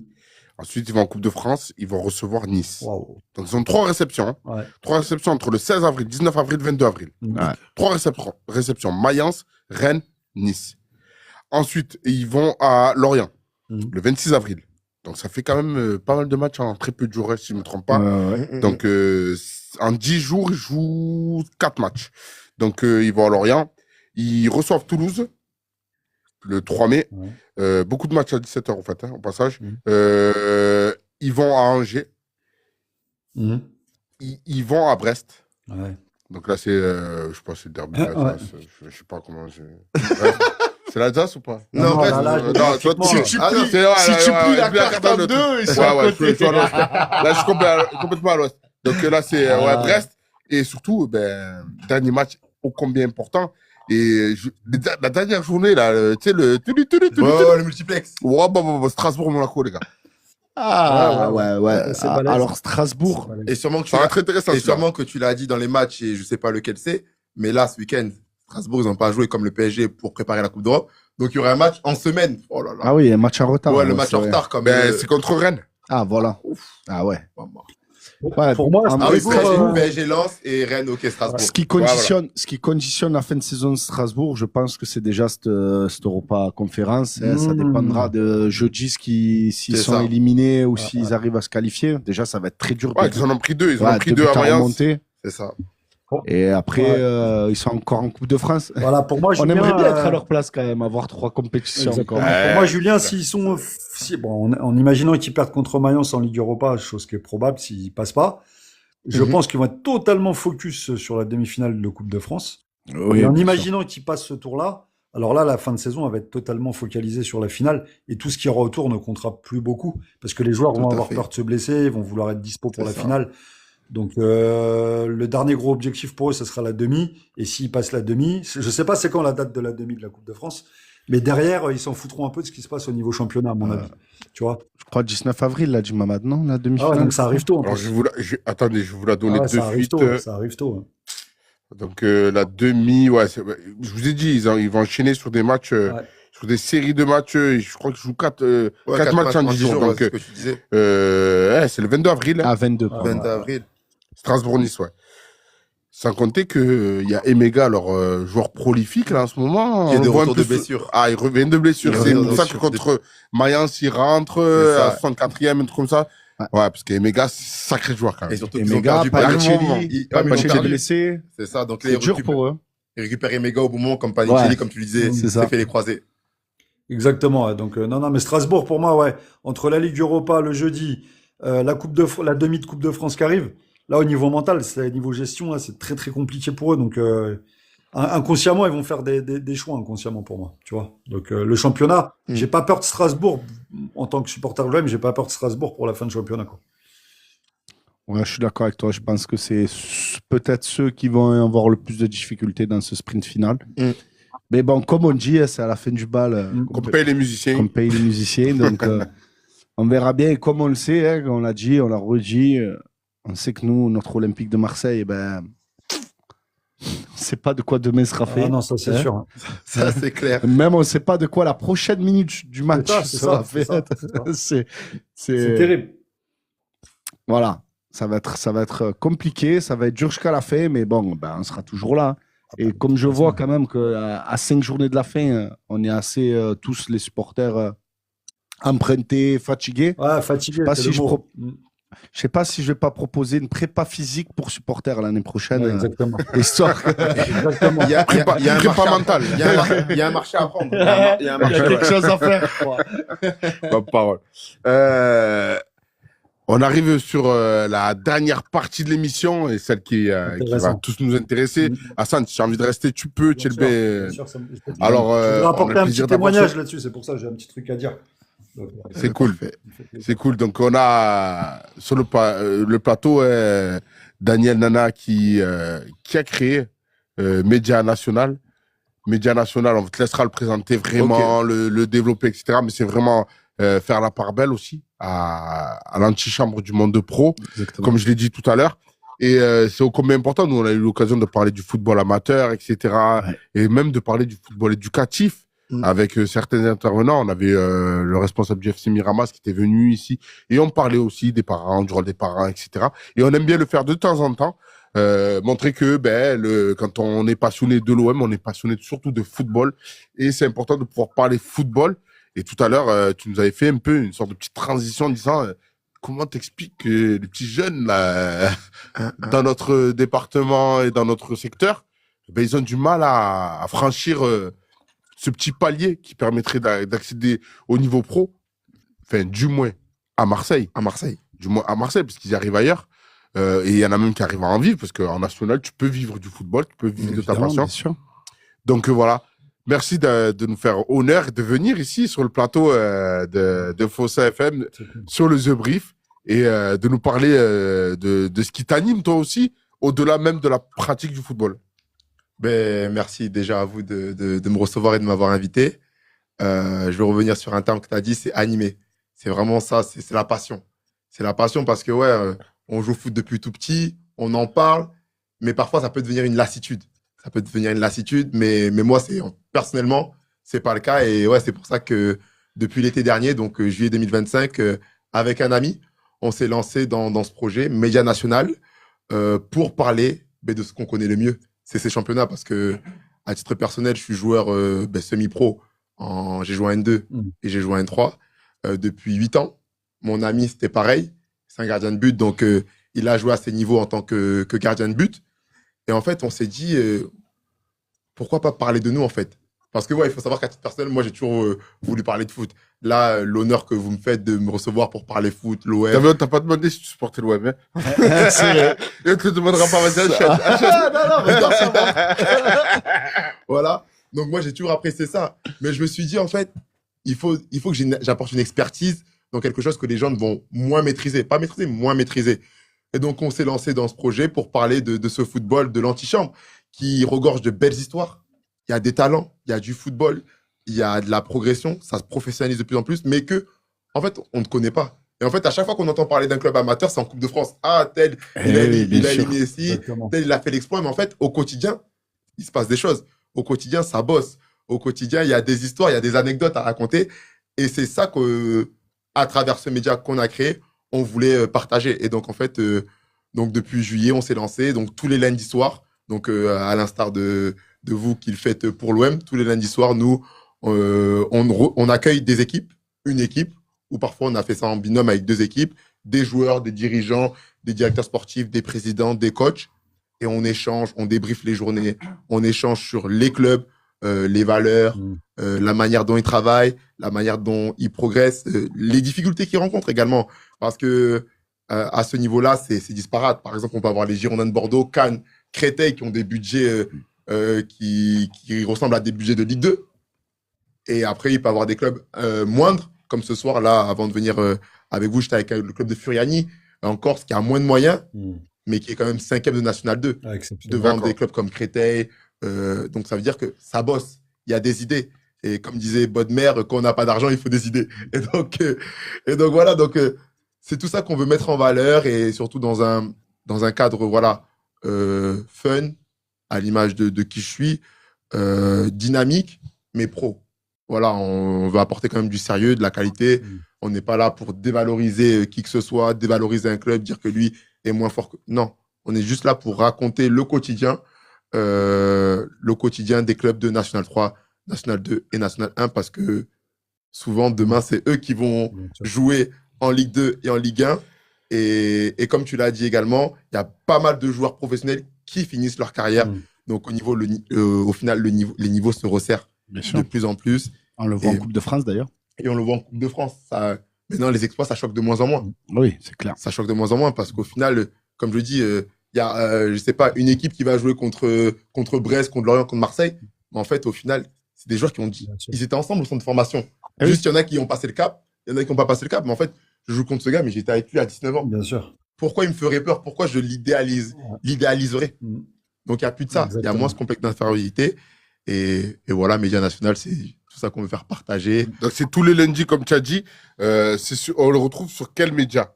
Sur TikTok, moi, j'ai déjà dit. Donc, Média National, je crois qu'il faut rajouter ça. C'est ça. Alors, on est sur toutes les plateformes, donc Instagram, Média National. N'hésitez pas à aller nous suivre. On est déjà à plus de 3000 et tout. Et on continue de progresser. Donc, Média National sur Instagram, où là, on partage les affiches des invités qu'on va recevoir les lundis. Également, les réels, bon, voilà, tout ce qui se fait de plus naturel aujourd'hui. Également, TikTok, Média National, vous rajoutez le 7, vous nous trouverez très facilement, où là, on partage les réels, les petites capsules des émissions qu'on fait. Sur Twitch, c'est là qu'on est en live. Donc, sur Twitch, c'est une plateforme qui nous permet d'être en live et de pouvoir produire notre émission. Et également sur TikTok, comme là, on est en live, de la même façon, on est en live également. Et sur YouTube, où vous retrouvez tous nos replays de toutes nos émissions depuis juillet. Donc, sur YouTube, il y a tout. Si vous voulez toutes vous les refaire, c'est avec plaisir. On a reçu des clubs de national avec Versailles au moment où il y avait l'émission sur Canal+, qui était sortie. D'ailleurs, justement, tu nous fais cette émission sur... Qu'est-ce que tu as ressenti? Est-ce que tu as ressenti que cette mise en valeur, quand ils ont fait le reportage sur Versailles, je ne sais pas si vous l'avez vu. Je l'ai vu. Mise en valeur, et puis de parcours différents, parce qu'il y a des jeunes primo-arrivants qui arrivent et qui sont là, qui essaient de se faire leur place pour essayer de percer, etc. Puis, tu as des jeunes qui sont nés au club et qui sont là pour présenter tout. Est-ce que tu as eu le sentiment qu'il y a eu un changement, il y a eu un avant et après pour Versailles? Ouais. Pour mon média? En règle générale, sur l'intérêt de ce niveau-là. Alors, ouais, je pense que il y a eu un avant, un après, parce que on avait déjà vu des insights, même si ça commence à se développer dans les structures professionnelles. Voilà, les clubs qui sont leurs propres médias. Mais pour un club semi-professionnel de cette qualité et produit par Canal+, je pense que c'est ça aussi, produit par Canal+, ça a donné un vrai boost à ces divisions-là. Et même tout simplement déjà au FC Versailles et à ses joueurs. Bien sûr. Mais après, ça a donné un vrai boost pour ces divisions. Et je pense que ça a donné envie à des gens de s'y intéresser. Et ils ont compris qu'il y avait également des vrais enjeux. Transfert, mercato. Alors, c'est pas les mêmes sommes, c'est sûr. Mais dans la manière de faire, c'est totalement la même chose qu'en professionnel. Et souvent, les joueurs qui sont aujourd'hui dans ces divisions-là, comme je l'ai dit, et je le redis, c'est ceux qui vont jouer demain. Pourquoi? Parce qu'aujourd'hui, avec la conjoncture économique, les clubs en France ont moins d'argent. Et donc, comment ils font? Ils commencent à recruter dans les divisions plus bas. Voilà, ils font beaucoup de paris, beaucoup de... Ils vont chercher le meilleur buteur de National, le meilleur buteur de Ligue 2, le gardien qui a fait le plus de clean sheet. C'est comme ça que ça se passe. Et surtout que maintenant, avec les datas et les chiffres, maintenant, il y a tout. Les clubs se professionnalisent. Moi, je vois beaucoup je vois certains matchs en niveau national, notamment en National 3, ils ont tous la VO maintenant. Ah oui, c'est exactement ça. La VO avec toutes les stats qui vont bien. D'ailleurs, les matchs, je crois, sont transmis sur... Il y a la chaîne FFF qui retransmet la Nationale 1 et retransmet tous les matchs sur YouTube, sur la chaîne FFF TV. Et voilà, tout à l'heure, tu parlais de la création de la Ligue 3. Elle arrive à point nommé parce qu'aujourd'hui, en National, c'est plus une Ligue de bis qu'un championnat national. Exactement. Il y a des clubs comme Dijon, comme Caen, comme Sochaux, Valenciennes, Versailles, Rouen. Ça, c'est des clubs pro. C'est des clubs qui ont le statut pro. Orléans. Donc, voilà. Et au final, ils combattent face à des équipes qui sont davantage amateurs dans le nom, comme quand ils rencontrent, par exemple, Paris 13 ou Villefranche, dans les infrastructures, dans même l'histoire. C'est deux mondes différents. Donc, je pense que la Ligue 3 va permettre d'homogénéiser tout ça et de réduire le gap financier et sportif entre toutes ces équipes. Tu permets, Maman? Nîmes Olympique, ils sont en N2 et ils jouent la montée d'ailleurs en Ligue 3. On peut déjà, je pense, appeler ça Ligue 3. J'avais juste une question, moi. Oui. Donc là, pour l'instant, tu parles. T'inquiète à ça, après, tu pas de souci. Tu parles beaucoup de National 1, National 2, National 3, mais on sait qu'à l'heure actuelle, il y a aussi la R1, ça pousse aussi. Est-ce qu'à l'avenir, on va pouvoir aussi, pourquoi pas, entendre parler de ce niveau-là, parce que c'est vrai que, pareil, c'est un niveau oublié. Et poursuivre depuis un bon moment ce niveau-là, il y a quand même aussi des jeunes joueurs très intéressants. Non, alors par rapport à la R1, ben là, durant les vacances de Noël, on est parti faire un inside sur un club de R1 qui jouait un 32e de finale face à Istres, donc un club à côté d'ici. Tu peux le donner, hein, tu peux le. Ah oui, la c'est garde. vrai. Non, c'était Mérignac-Sam. Ah, Mérignac. Mérignac-Sam dans la région bordelaise qui recevait Istres en National 2. Donc là, bah, comme tu le sais, je suis joueur, donc j'avais du temps libre. Donc on a profité pour aller faire un inside, donc vraiment de A à Z. On était avec eux du matin jusqu'au soir, dès la veille du match jusqu'au samedi après le match. Donc on a pu mettre en valeur des joueurs de R1, montrer qu'un parcours en Coupe de France pour ce type de club, ben, ça en fait, au-delà des joueurs, ça fait vivre toute une ville en fait. Donc la R1, oui, mais le truc c'est qu'il y a il y a beaucoup d'équipes. Il y a trop d'équipes. Il y a trop d'équipes, donc j'aurais pas la capacité à partir de demain, Média National continue de grandir. Est-ce que c'est ce que je souhaite? Peut-être ça va donner des bébés, ça va donner des idées à des personnes. Exactement. De pouvoir le développer, le valoriser. Mais là, à mon échelle, actuellement, on se concentre plutôt sur le National 3, le National 2 et le National 1 pour en parler. Mais bien sûr que je suis la R1 parce que je suis un passionné de foot comme je suis le foot partout. Hassan, tu voulais dire quelque chose? Ouais, déjà, je trouve super que vous ayez donné la parole à Daniel et qu'il puisse comme ça mettre en avant les championnats nationaux N1, N2, N3. Moi, comme vous le savez, j'habite l'Île-de-France et j'ai un club juste à côté de chez moi, à 10 km de chez moi, même pas à peine, Fleury-Mérogis, que Daniel doit connaître forcément, et qui réalise une saison en tout point de vue exceptionnelle en tant que promu, qui est dirigé par un grand entrepreneur Bovis.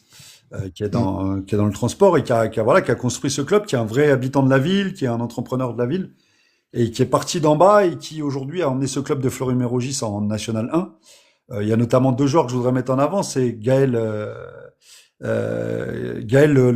comment dirais-je, le gardien de but qui réalise une saison mais exceptionnelle. Je pense qu'il va être demandé par des clubs de Ligue 2 à mon avis. Et Jean-Pierre, de son nom de famille, un joueur entier, milieu de terrain, qui avait marqué le latéral gauche. Qui a marqué un but tout à fait exceptionnel à Caen, une fois contre Valenciennes, en pleine lucarne. Quel pétard. Un but, tu l'as vu, Daniel, super. Ouais, bien sûr. Donc voilà, je voulais mettre l'accent sur ce petit club où il y a vraiment très peu d'habitants, c'est vraiment une petite ville. Un petit stade champêtre, et ils ont la chance de jouer dans le grand stade de l'agglomération à Bondoufle, à Robert Bomin, un stade de 18 000 places, donc ça sonne un peu creux, je vous le cache pas. Mais c'est un stade avec une très belle infrastructure. Et Fleury-Mérogis, donc qu'on connaît plus pour sa prison, un peu comme les Baumettes, plus que pour son club de football. Mais voilà, j'en profitais pour ce coup de pub là, pour mettre un peu ce club de Fleury-Mérogis en avant. Et de manière générale, tout ce que tu as dit, Daniel, concernant les mastodontes qu'il y a dans ce club de national, il y a des grosses ambiances. Il y a eu des derbys normands entre Caen et Rouen qui se sont joués devant 18 000 spectateurs avec des vrais tifos, des vraies ambiances. Rouen contre Queville. Rouen, Queville aussi, ouais, exactement. À Diochon. Donc N2, N3, je t'avouerai que je suis un peu moins, j'ai moins de vision. Mais sur ce championnat national, il y a vraiment et il y a une particularité, on parlait de Versailles pour finir là-dessus. Vous savez que Versailles, peut-être qu'ils l'ont évoqué dans le reportage, dans le documentaire, je l'ai pas vu. Versailles est une équipe qui ne peut pas jouer en nocturne. Parce que leur stade, par rapport à la lumière, en fait, il y a des règles par rapport au château de Versailles. C'est très atypique. Et donc, il peut pas y avoir une luminosité au niveau du château. Dans la cour Louis XIV, une connerie comme ça. Désolé pour les experts si j'explique mal. Mais en fait, non, mais c'est ça. Ils peuvent pas jouer en nocturne. Mais ça vaut le coup d'aller creuser cette anecdote. C'est énorme. C'est énorme. Ils peuvent pas jouer en nocturne parce que la lumière ne peut pas donner sur le château. Enfin, c'est vrai, c'est une petite anecdote, mais c'est juste énormissime, quoi. Ça fait partie des histoires, justement, des championnats d'en bas, dont des fois on n'entend pas parler et qui sont pour moi énormes. Donc, en tout cas, merci pour le coup de projecteur. Je trouve ça super sympa, quoi. Merci à toi, Hassan. Cool. On a un connaisseur, je vois aussi sur le chat, je sais qui c'est, moi, Bruce Harper. Bruce Harper, qui nous nomme le mot Johan. Ouais, Johan le MET qui joue à Fleury. Mais en tout cas, Hassan. Je crois que le MET, il a joué aussi avec, je sais pas si tu connais Biram Ndiaye. Qui joue à Saint-Brieuc. Exactement. C'est ce monsieur qui est en train de citer là. Bruce Harper, c'est monsieur Biram Ndiaye qui se cache derrière un pseudo. Oui, voilà, j'avais pas fait attention. Excuse-moi, Biram. C'est le seul attaquant qui s'appelle Bruce Harper. Non, mais en tout cas, Hassan, pour réagir à ce que tu viens de dire, Fleury, c'est l'exemple parfait. Un projet. Et ça fait longtemps que Fleury veulent monter en National 1. Ils ont beaucoup joué la montée, ils ont beaucoup eu d'échecs. Et l'année dernière, ils ont réussi à faire la saison parfaite parce que quand on est en National 2, je peux vous le dire, il faut faire la saison parfaite pour monter. Donc, ouais. Et donc, à Fleury, ça bosse bien. Un 4-4-2 avec le coach David Vigne, qui est vraiment un coach de qualité. Et comme tu le disais, il y a la particularité que parfois, il joue dans le stade de 18 000 places et ça sonne un peu creux. Et parfois, il joue dans le stade leur synthétique, au centre d'entraînement. Et c'est là qu'on sent que mieux, bien sûr. Et c'est là qu'on sent que leurs meilleurs résultats, ils ont l'habitude, ils connaissent mieux quand ils jouent. Ben, je me rappelle le match, ils ont fait venir Caen dans le grand stade. Bon, ils ont pris 2-0 par Caen. Caen avait plus l'habitude de ce genre de contexte que. Oui. Mais en tout cas, il y a plein d'équipes. Je peux citer Le Puy qui est 5e. Et c'est des anomalies. C'est des anomalies, mais au final, le but de cette Ligue 3, c'est de réduire tout ce gap et que ça soit vraiment homogène. Ouais, exactement.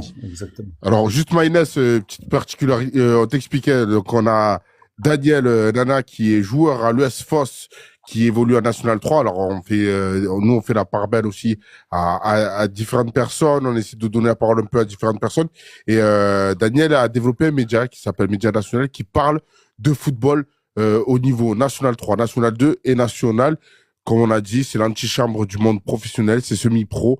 Ça se professionnalise, nous on le voit dans notre ville, avec un grand stade et des infrastructures qui deviennent de plus en plus professionnelles. Justement, Daniel, j'avais une petite question dans tes différentes interviews, etc. Est-ce qu'il y en a une qui t'a particulièrement touché? Une anecdote, quelque chose qui t'a marqué? Alors déjà, c'est une interview, c'est vrai, mais moi, j'aime pas employer ce mot comme je suis joueur. Et je préfère, pour mettre les joueurs à l'aise, je préfère dire que c'est une discussion. Bien sûr. Voilà, on est là. Quand je leur présente le projet, c'est moi, je suis pas journaliste, je suis comme toi. Mais non, une anecdote, là, honnêtement, j'en vois pas.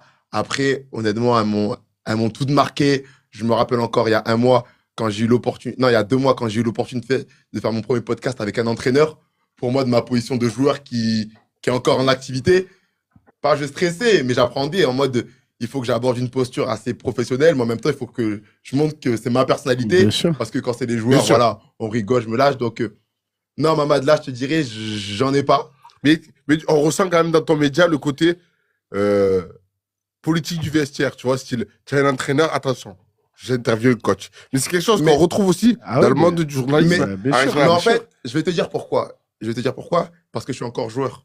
Bien sûr. Donc, en fait, demain, potentiellement, je peux être amené à changer de club ou à trouver un nouveau projet. Et être avec ce coach-là. Voilà, et être avec ce coach-là. Donc, j'ai quand même une posture à avoir. Bien sûr. Après, quand on est entre joueurs, là, c'est délire. Mais si, par exemple, demain, j'arrête ma carrière et ça va arriver un jour, là, même avec les entraîneurs et avec les dirigeants et avec les présidents, je pourrais être 100%. On va dire avec les coachs, je donne 80% de ma personnalité. Oui, bien sûr. Mais il le faut. Voilà, parce que c'est ça, il faut savoir sa position, comme je dis, savoir sa place. Parlons de ça. Là, je pose une question. Ouais. C'est lié à ton média, mais lié aussi à ta carrière de joueur de... Vous avez accueilli Brice Djadjedje. Oui. Donc, on fait le lien avec l'Olympique de Marseille, qui arrive dans un vestiaire, joueur avec une carrière. Je ne sais pas si tu as pu l'avoir en interview, etc. Comment ça se passe, l'accueil de joueurs de ce calibre-là? Alors, comment ça se passe? Déjà, quand il est arrivé, on ne savait pas. On ne savait pas. Ses parents nous a prévenus dans le groupe WhatsApp ce soir. Voilà. Moi, je l'ai appris comment? Alors, juste déjà pour info, c'est-à-dire que au niveau national, déjà, il y a un groupe WhatsApp. Ouais, on a un groupe WhatsApp avec les coachs, les dirigeants, enfin, le directeur sportif. Ouais, tout le staff et tout. Tout le staff, voilà, et les joueurs. Donc, il n'y a pas eu ce genre de message pour nous avertir. Moi, je l'ai appris comment? C'est le directeur général, James Ross, pour ne pas le citer, qui m'appelle et qui me dit « Ouais, est-ce que tu as un short et des chaussettes en plus et un maillot ?» Oui, j'ai ça. C'est pas mal. Ouais. C'est pas mal. Il m'appelle comme ça. Il me dit « Ouais, c'est pour Brice Djadjedje, pardon, qui va venir s'entraîner avec nous. » Je fais « Bon, voilà, petit temps de... Ok, c'est bon, je t'apporte ça. » Donc, voilà comment je l'ai appris. Après, quand il est arrivé, honnêtement, on l'a très bien accueilli. Voilà, il faut... Bien sûr, c'est quelqu'un. Voilà, on va pas se mentir. Il a un vécu, il a une carrière. Et qui plus est, on est dans la région de Marseille. Il a joué à Marseille. Donc voilà, c'est pas anodin. Il a bien joué à Marseille. On voit derrière marqué Marcelo Bielsa. C'est ça. Et surtout que dans le Et vestiaire. même le maillot, c'est son époque, celui-là. C'est ça, ouais. Il a joué avec... Et surtout que dans notre vestiaire, 70% des joueurs sont pour Marseille. Ouais. Donc facile. Donc voilà. Donc bien sûr que quand il arrive, on est naturel. Mais il y a quand même ce truc de ah ouais, c'est quand même Brice Djadjedje. J'allais au stade, je vais crier son nom. Et surtout qu'il a bien joué à Marseille, il a fait 3 belles années. Donc voilà, pour répondre à ta question, comment on l'accueille? On l'accueille bien, on est naturel, même s'il y a ce truc de ça reste Brice Adjezé. Après, quand c'est le terrain, bon, ben là, il n'y a plus de c'est Brice Adjezé. Oui, le respect il est en dehors du terrain. ça. Après, sur le terrain, on est tous des joueurs. Exactement. Bien sûr. Moi, j'avais une question. J'ai eu la chance d'avoir. Parce nous aussi, on a un petit podcast où j'ai eu la chance d'interviewer Gaël Givet et aussi Bruno Savry, qu'on avait reçu ici. Mamad, Oui, tu te rappelles? on en a eu pas mal. Hein. On a eu pas mal d'ex-joueurs.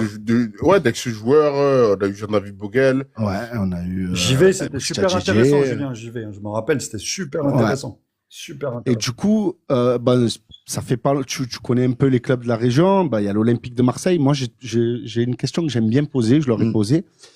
On a l'Olympique de Marseille ici dans la région qui est l'ogre, on va dire, ici. Et à côté de l'Olympique de Marseille, on voit qu'on a du mal à avoir un deuxième club qui émerge. Pourtant, on est une grande région de foot. Bien sûr. Est-ce que tu crois, toi, une équipe qui peut éventuellement émerger dans le monde professionnel autour de l'OM? Est-ce que tu crois que c'est possible? Est-ce que tu crois que c'est pas trop dur à côté de ce club-là? T'as dit la réponse, que c'est pas trop dur. C'est ça. Est-ce que c'est possible? Oui, c'est possible. Mais est-ce que ça sera pas dur? Honnêtement, moi, je viens d'arriver dans la région. Donc, je vais pas dire que je connais tout. Mais de ce que je vois dans la région, dans votre région, c'est que tout le monde supporte Marseille déjà. C'est que même le gros club qui va émerger, en fait, ils supporteront Marseille. Donc, en fait, Marseille est une priorité. À aucun moment, quelqu'un va venir taper du poing sur la table et dire non, moi, j'aime pas Marseille et moi, mon club, c'est telle ou telle ville. Parce qu'en fait, Marseille a tellement pris de place et d'ampleur et c'est différent. Et c'est différent des clubs bretons où rapidement, ils sont tous montés ensemble. Et aujourd'hui, dans le football professionnel, il y a tellement de clubs bretons que voilà, il y a de la place pour tout le monde. C'est vrai. J'ai l'impression qu'ici, en fait, après, ça peut évoluer dans les années, on ne sait pas, mais là, dans ce qu'on voit du football, Marseille a une place tellement importante. Ouais, c'est comme si tu comparais l'équipe de France et l'OM. C'est ça. Et t'as l'équipe de France et t'as l'OM. Et t'as le même niveau à notre échelle. C'est ça. T'as l'OM, puis t'as ton club t'as le SFOS, c'est ça. le FCI, ou le FC Martigues, à proximité. Et en fait, le truc, c'est que, après, peut-être, je connais pas tous, vous allez peut-être me dire, mais j'ai pas eu l'impression que dans les années passées, il y ait eu un club en professionnel dans la région, à part Marseille. Alors il y a eu. FCI, Martigues. Alors, Martigues. Pour l'anecdote, ouais, moi je me rappelle de match FC Istres contre l'OM. Ouais. C'était au Stade des Costières à Nîmes. Ok. Istres, c'est la ville où j'ai étudié, j'ai fait mes études et tout. J'étais pour l'OM. Bien sûr. C'est ça. Pourquoi c'est l'FC Istres? Parce que, en fait, c'est ma ville à côté. D'ailleurs, c'est là que j'allais dire, je comprends ce qu'il dit, j'allais venir au même match que toi. C'est un truc de fou quand même. Donc, moi, j'ai eu la chance à cette époque-là où je jouais au FC Istres. J'étais joueur, j'avais 14 ans, j'étais joueur du FC Istres. Et donc, j'étais au match, ben, j'étais supporter de l'Olympique de Marseille, alors que j'étais au club, tu vois. Mais c'est ça, parce que j'allais prendre la comparaison. On voit en région parisienne qu'il y a le Restart qui se développe, il y a le Paris FC qui se développe. Voilà, Hassan, tu nous parlais de Fleury, peut-être que dans les années à venir, Bien sûr. ils viendront aussi titiller le mastodonte du PSG. Mais j'ai l'impression qu'il y a plus de la place pour ce genre de club à côté de Paris qu'à Marseille. J'ai l'impression que si on ramène un club à côté de Marseille à Marseille... Est-ce qu'il y a une question aussi de vivier? Disons que l'Île-de-France, on sait que c'est l'un des plus gros viviers au monde. D'accord? L'Île-de-France, avec beaucoup de clubs amateurs qui travaillent super bien en Île-de-France, et c'est connu, hein, c'est connu. On parle de Torcy, même des clubs comme Villemomble, etc., Clichy-Montfermeil, etc. Tous ces clubs-là, aussi, ça taffe pas mal en Île-de-France. Et il y a beaucoup, beaucoup de joueurs, et tu peux trouver 4-5 équipes dans la même division. Bien sûr. Et il pourrait en avoir 10 parce que tellement il y a un vivier énorme. Là, on a eu l'exemple de Paris FC qui montre que c'est possible. Mais c'est possible aussi parce que Paris Saint-Germain aussi dans une autre dimension. On a connu aussi des clubs proches parce que t'as Lens, Lille, tu vois, t'as Lens, Lille, t'as en Bretagne, un peu, etc. Après, c'est vrai que sur Marseille, je me pose la question si c'est pas un club comme Toulon ou qui est pas très très loin, ou Aix-en-Provence, qui pourraient être des clubs qui pourraient voilà. monter, mais Cannes à l'avenir, je pense que ça, c'est possible. Mais dans le 13, c'est Marseille. il y a eu Martigues, FC Martigues qui a joué en Ligue 1. Ouais, mais moi, mais ça n'a pas duré très longtemps, en fait, à chaque fois. J'entendais quoi? J'entendais que les gens de Martigues, ils étaient pour Marseille. Ouais, Bien sûr. Ah, c'est ça, c'est ce qu'on disait. Tu vois. Mais bien sûr, tu as eu Consola qui allait monter en Ligue 2 à l'époque de. Après, c'est devenu l'Atlético Marseille, si je ne me trompe pas, tu vois. Mais ils ont failli monter en Ligue 2, pareil. Avignon, qui est, enfin non, pas Avignon, Arles-Avignon.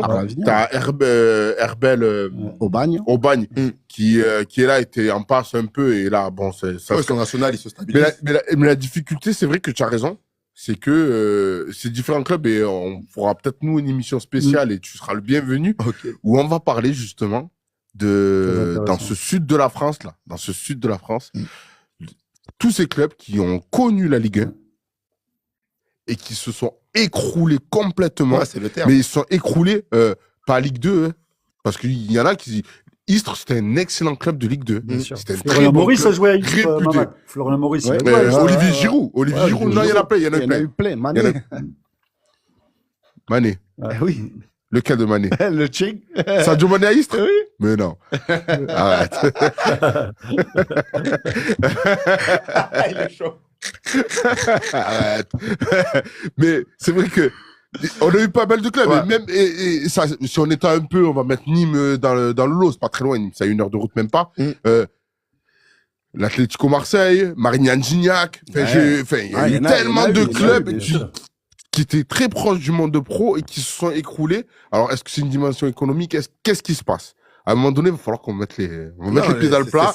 On aura l'occasion d'en parler tranquillement. Toi, t'es joueur de foot. On va te laisser tranquille. On va pas te mettre dans des situations un peu. Mais on va en parler. Non, Ça, il va falloir en parler parce qu'il y a eu beaucoup de clubs dans notre secteur, dans le département, quand on parle dans le 13, qui actuellement évoluent dans un bon niveau national, dans le niveau national, qui est un excellent niveau, mais qui ont tutoyé ce monde professionnel. Mais pour derrière retomber très bas pour après pouvoir rebondir et remonter. Souvent, c'est les infrastructures, Mamad aussi. Les infrastructures, souviens-toi, Martigues, avant qu'il leur arrive leur souci, ils ont tenté de jouer au Vélodrome, ça a été un flop total. Ils jouaient devant une poignée de supporters. Ça, la mayonnaise, elle a pas pris. Et en fait, c'était devenu vite ennuyeux. Du coup, ils étaient pressés de rejouer chez eux à Martigues. Bon, après, on sait ce qui est devenu à cause des problèmes d'argent. Mais Martigues, on aurait pu s'imaginer à un moment donné qu'en jouant à Marseille, ça allait attirer du monde.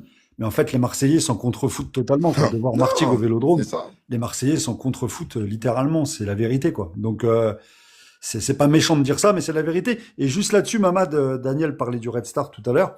Je suis bien placé pour connaître le sujet. Il y a un particularisme au Red Star, c'est que le noyau dur du Red Star, où il y a une très très belle ambiance dans un stade archaïque, mais il y a une très très belle ambiance au Red Star, les supporters se contrefoutent de tout ce qui se passe à côté. C'est-à-dire qu'ils sont supporters du Red Star de décennie en décennie et depuis tout temps. Et ils en ont rien à fiche du PSG, ils en ont rien à foutre de tout ce qui se passe à côté. C'est vraiment Red Star matin, midi et soir. Et les mecs, ils sont vraiment pro Red Star. Ils vont pas aller au Parc des Princes voir un match du PSG. Ils vont pas aller voir le Paris FC. Non. C'est Red Star, Red Star, Red Star. Ils ont vraiment un public, un noyau dur, dans une très belle ambiance, dans un stade digne de la préhistoire, parce que qui est jamais fini, dans un lieu, c'est ça. Dans un lieu dont il faut s'imaginer, juste à côté d'Aubervilliers, à côté du marché aux puces, dans un lieu au milieu des Tours. Il faut vraiment s'imaginer le contexte. Mais le Red Star, franchement, c'est miraculeux qu'il soit à ce niveau-là. Mais il y a vraiment une vraie ambiance et un vrai noyau dur de supporters au Red Star. Et donc, pour prendre le contre-pied de ce que tu disais, où, dans les Bouches-du-Rhône, il faut être honnête, tu peux être à Istres, à Martigues, même à Montpellier pour aller plus loin dans l'Hérault. Généralement, t'es supporter de l'Olympique de Marseille avant tout, avant d'être supporter de l'équipe qui joue dans ton stade. Donc, c'est la vérité aussi, quoi. C'est aussi une force. Ouais, c'est une force, bien sûr. C'est aussi une force pour Marseille qui a réussi vraiment à. Bien sûr, c'est tout le sud de la France. Ouais, c'est Marseille. C'est indéniable. Non, mais ça va même plus loin que ça. Alors, je me permets, mais ça va même plus loin que ça. C'est-à-dire que quand on dit qu'à Marseille, l'Olympique de Marseille, c'est quelque chose, et presque, si tu supportes pas l'OM ou tu t'intéresses pas à l'OM, presque tu es un peu à l'écart des discussions, ça va très loin. C'est-à-dire que quand on parle de l'Olympique de Marseille, c'est même dans les autres sports, c'est difficile d'exister. Bien sûr. D'exister. Nous, on commente les matchs de basket. Force Provence Basket qui a joué en Ligue, en Betclic Elite, donc le plus haut niveau. On a vu des Wembenyama au Palais des Sports de Marseille, etc.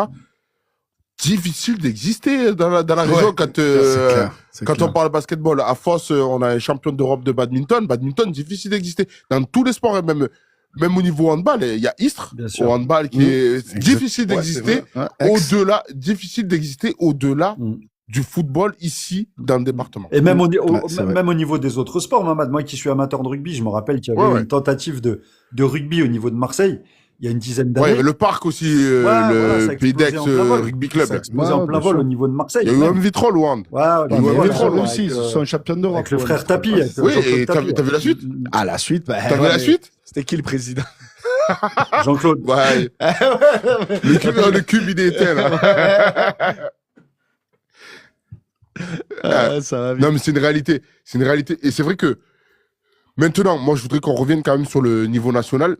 Quand on parle de niveau national, si tu devais le comparer à d'autres pays, peut-être, quand on prend le national, donc la Ligue 3 professionnelle, on sait que par exemple en Angleterre, c'est hyper suivi la Ligue 3. En France, est-ce que tu penses qu'il y a le même pendant? Est-ce qu'on va y arriver à ce truc où ça va être suivi quand même la Ligue 3? Alors, pour faire une comparaison avec, par exemple, l'Angleterre, je connais pas, mais j'ai déjà vu des matchs. Donc, de ce que j'ai vu, moi, quand j'étais parti voir un match, j'ai vécu en Angleterre pour mes études. J'étais parti voir des matchs de 3e et 4e division. Bon, c'est vrai que tu vas dans des stades, déjà, des stades professionnels, donc des stades de Ligue 1, Ligue 2, devant des stades de 20 000, c'est rempli à 15 000. Ok, ouais. Donc, 3e, 4e division en Ok, ouais. Angleterre. Donc, déjà, en Angleterre, c'est un peu comme il expliquait pour Red Star et tout à Paris. Red Star, on soutient le Red Star. Foss, on soutient Foss. Istres, on soutient Istres. Il n'y a pas de même s'il y a Manchester United à côté ou qu'il y a Liverpool, on soutient notre ville là où on est. Et le samedi après-midi, on va regarder le match de cette ville au lieu d'aller à Old Trafford. Ouais, c'est bien vraiment, sûr. c'est vraiment culturel. C'est vraiment culturel. Et c'est pour ça que Marseille me fait penser à ce genre ce genre de culture et qui devrait s'inspirer de ce type de club dans la façon de gérer. Mais bon, on en a déjà discuté. Et donc, au final, en France, est-ce que c'est une bonne chose? Oui, dans le sens où là, on voit qu'en Ligue 2, des clubs comme Amiens ou Bastia vont descendre en national, rajouter à des Dijon, à des Sochaux. Ah, c'est clair. En fait, c'est de la Ligue 2. C'est des clubs qui ont une communauté. C'est des clubs où les stades sont pleins quand ils sont dans les premières divisions. Donc voilà, ils vont perdre peut-être 25% de jauge. Mais ça se restera toujours. Oui, ce sera Voilà. important. Et ma dernière question, et c'est là où tu interviens toi, hein, parce que tu interviens en termes de visibilité, parce que tu donnes de la visibilité à ce niveau-là. Est-ce que justement, parlons déjà de la Ligue 2, est-ce qu'il n'y a pas un gros manque de visibilité sur ce championnat-là? Est-ce que de faire comme dans certains pays, de faire jouer ces championnats-là plus et que ce soit télévisé le dimanche, le samedi, etc., que ça devienne familial, etc. et tout, parce que là, c'est un peu... Enfin, la Ligue 2, pour voir un match de Ligue 2, voilà, c'est un peu compliqué. Si tu veux voir un match de Ligue 2, des fois, il y a des bons matchs, il y a des bons derbies en Ligue 2, etc. C'est un peu compliqué de pouvoir y accéder. Et le paysage médiatique français fait plus focus aux grands clubs de Ligue 1. Et je vais loin. C'est-à-dire que même quand tu parles de Ligue 1, c'est vraiment le top 5. le panier. Ouais, le panier. Top 5, c'est le clair. reste, on va pas parler de Brest ou de... Ah non. sans leur faire offense. Non, bien sûr. Mais voilà, on va pas parler des petites équipes. On va être plus focus. Et d'ailleurs, il y a eu un gros débat sur les droits TV, etc. Il en parlait, Stéphane Richard, sur C'est les ça. prochaines négociations. Ouais. Mais c'est vrai que j'ai le sentiment que ça manque de visibilité, alors que j'ai l'impression que tout le monde se connaît. Non, mais en fait, Vous connaissez tous. c'est un peu le problème de notre football français. C'est que en fait, on est beaucoup de Français à aimer le foot, je pense. Je pense qu'on est beaucoup de Français à aimer le foot. Mais en même temps, je pense qu'on est beaucoup... On aime sans aimer, en fait. C'est ça. On aime suivre, voilà, regarder le résultat. Ton équipe de cœur, elle a fait quoi? Mais est-ce que j'ai envie de suivre un Brest-Metz? Non. Est-ce que j'ai envie... Et en fait, c'est ça le problème, c'est que la programmation TV, télé pour la Ligue 2 le vendredi soir. Et comme les supporters, c'est eux qui consomment. C'est nous, en fait, on consomme. Bien le sûr, foot. bien sûr. Comme il dit, c'est le vendredi soir, je travaille. Le vendredi soir, il y a si. Le football, c'est le week-end. C'est le week-end. Bien sûr. Et donc, déjà, la majorité des matchs de Ligue 2, c'est le vendredi soir. Sur les 10 sur les 8 affiches, il y en a 6 le vendredi soir. Une à 14h le samedi et une à 20h, c'est toujours Saint-Etienne le samedi soir. Donc voilà, déjà, c'est très compliqué. Maintenant, pour la Ligue 1, dispositif télé, oui, comme les gens, ils suivent le foot sans le suivre, ils suivent quoi? Ils suivent le PSG, ils suivent, comme tu as dit, le top 5. Donc on va valoriser ces équipes-là et le reste, qui va se plaindre? Nous, là, ça permet, on le dit, et c'est bien, je pense que c'est important de le dire, mais en soi, on n'est pas assez, en fait, à le dire. Bien sûr. On n'est pas assez à le dire. Et c'est dommage, parce qu'on va parler de ci, de ça, mais en fait, là, nous, on a parlé de Nantes, on a parlé de Auxerre qui jouait le maintien, qui allait affronter Marseille. Donc, je trouve que c'est intéressant. Mais il faut davantage de médias. Et les gros médias, ils vont faire le focus sur ce qu'ils vendent. Ah, mais bien sûr. Ouais, sur le buzz. Sur le buzz, c'est ça. Sur le buzz. Sauf que je pense qu'il y a la place aussi pour parler un peu de. Tu vois, quand on parle de Versailles, tu vois, Il y a la place. là, on est là, on en a parlé. Il y a la place parce que les gens s'identifient. Il y a pas longtemps, j'ai vu un reportage aussi où Canal+ sont pas mal sur ces reportages-là et Netflix aussi sur le côté mon fils tu feras pro ou tu deviendras pro, etc. C'est ces sujets-là d'actualité dont il faut qu'on parle. Il faut en parler parce que il y a des dérives dans le football, il y a des belles histoires et il y a besoin d'avoir ce côté d'humaniser un peu ce monde-là. C'est ce que les gens ils aiment. Aujourd'hui, on a besoin de s'identifier. C'est clairement ça. On a besoin de savoir que c'est possible. On a besoin de savoir que lui, il a fait ça. Alors moi, je vais pouvoir le faire parce que à un moment donné, dans ma vie, j'étais dans la même situation que ce gars. Et bon, bien sûr, à travers le média que j'ai créé, mais même c'est pour ça qu'il y a de plus en plus d'inside qui sortent. On veut voir ce qui se passe. Même, je disais à mon frère, il disait, ouais, nous, on a besoin de voir le matin, il arrive à 9h, il fait son échauffement, il fait son ça nous permet de comprendre tout le travail qu'il met en place. Et nous, demain, c'est du mimétisme, en fait. C'est simplement du mimétisme, mais bien sûr. Mais ça mène après au résultat que lui a pu avoir. Exactement. Merci beaucoup, Daniel. Merci, Hassan. Très belle émission, les gars. Franchement, une émission de très haut niveau, un régal. Un régal de A. Merci. Et merci beaucoup. Daniel, j'ai kiffé ton intervention, tes explications. Franchement, c'est super. Va falloir aller suivre Daniel, alors. Ah ouais, merci à ça. Média national. Yes. Allez suivre. Sur toutes les plateformes. Et n'hésitez pas à intervenir, etc. De toute façon, tu reviendras. Tu es bienvenu ici à France FM. Merci, les gars. À The Brief. Et franchement, qu'est-ce qu'on peut te souhaiter, déjà, pour la suite? Alors, pas mal de choses. Ouais. Non, la montée. Je reste un joueur de foot. C'est mon travail. Donc, ouais, la montée en National 2 avec Foss. Surtout que ça serait historique pour le club, la ville de Foss qui n'est jamais allé à ce niveau. Ouais, donc, c'est le projet du club. Ouais, National 2, ouais, l'équivalent de la CFA, c'est ça? C'est ça. Donc, le club n'est jamais allé. J'ai été recruté pour ce projet, comme j'étais monté déjà l'année dernière avec Bayonne. Donc on nous le souhaite. Voilà. Et ensuite, à titre les extras, oui, le projet Média National continue de le développer, que les gens aillent s'abonner, kiffent, partagent, commentent. Tu joues quel poste, surtout... Daniel? Tu joues quel poste? 10. D'accord. 10 ou attaquant. Bien. Super. 10 ou attaquant, ouais, c'est là où j'évolue. D'accord. C'est ça. En tout cas, je te souhaite de tout cœur de parfaire ta géographie parce que tu nous as placé Vermeuren dans les pays de l'Est alors qu'il était belge. Donc. Allez, celle-ci, Hassan, elle est bonne et je la retiens. C'était la petite blagounette. On va se revoir. Disons que c'est à l'Est de la France. C'est ça, je voulais dire en mode, voilà, je savais. Vers là-bas. Merci. Donc, voilà. Allez. Merci à tous de nous avoir suivis. N'hésitez pas à suivre Média National, comme on l'a dit. Julien, on se voit très bientôt. Merci à l'Anflo, à la technique. Merci tout le monde. Merci les gars. Et on se retrouve lundi prochain, même heure, même endroit. Merci les gars. Merci les Briefs, c'était cool. Merci Hassan. Ciao. Et allez l'OM. Allez l'OM.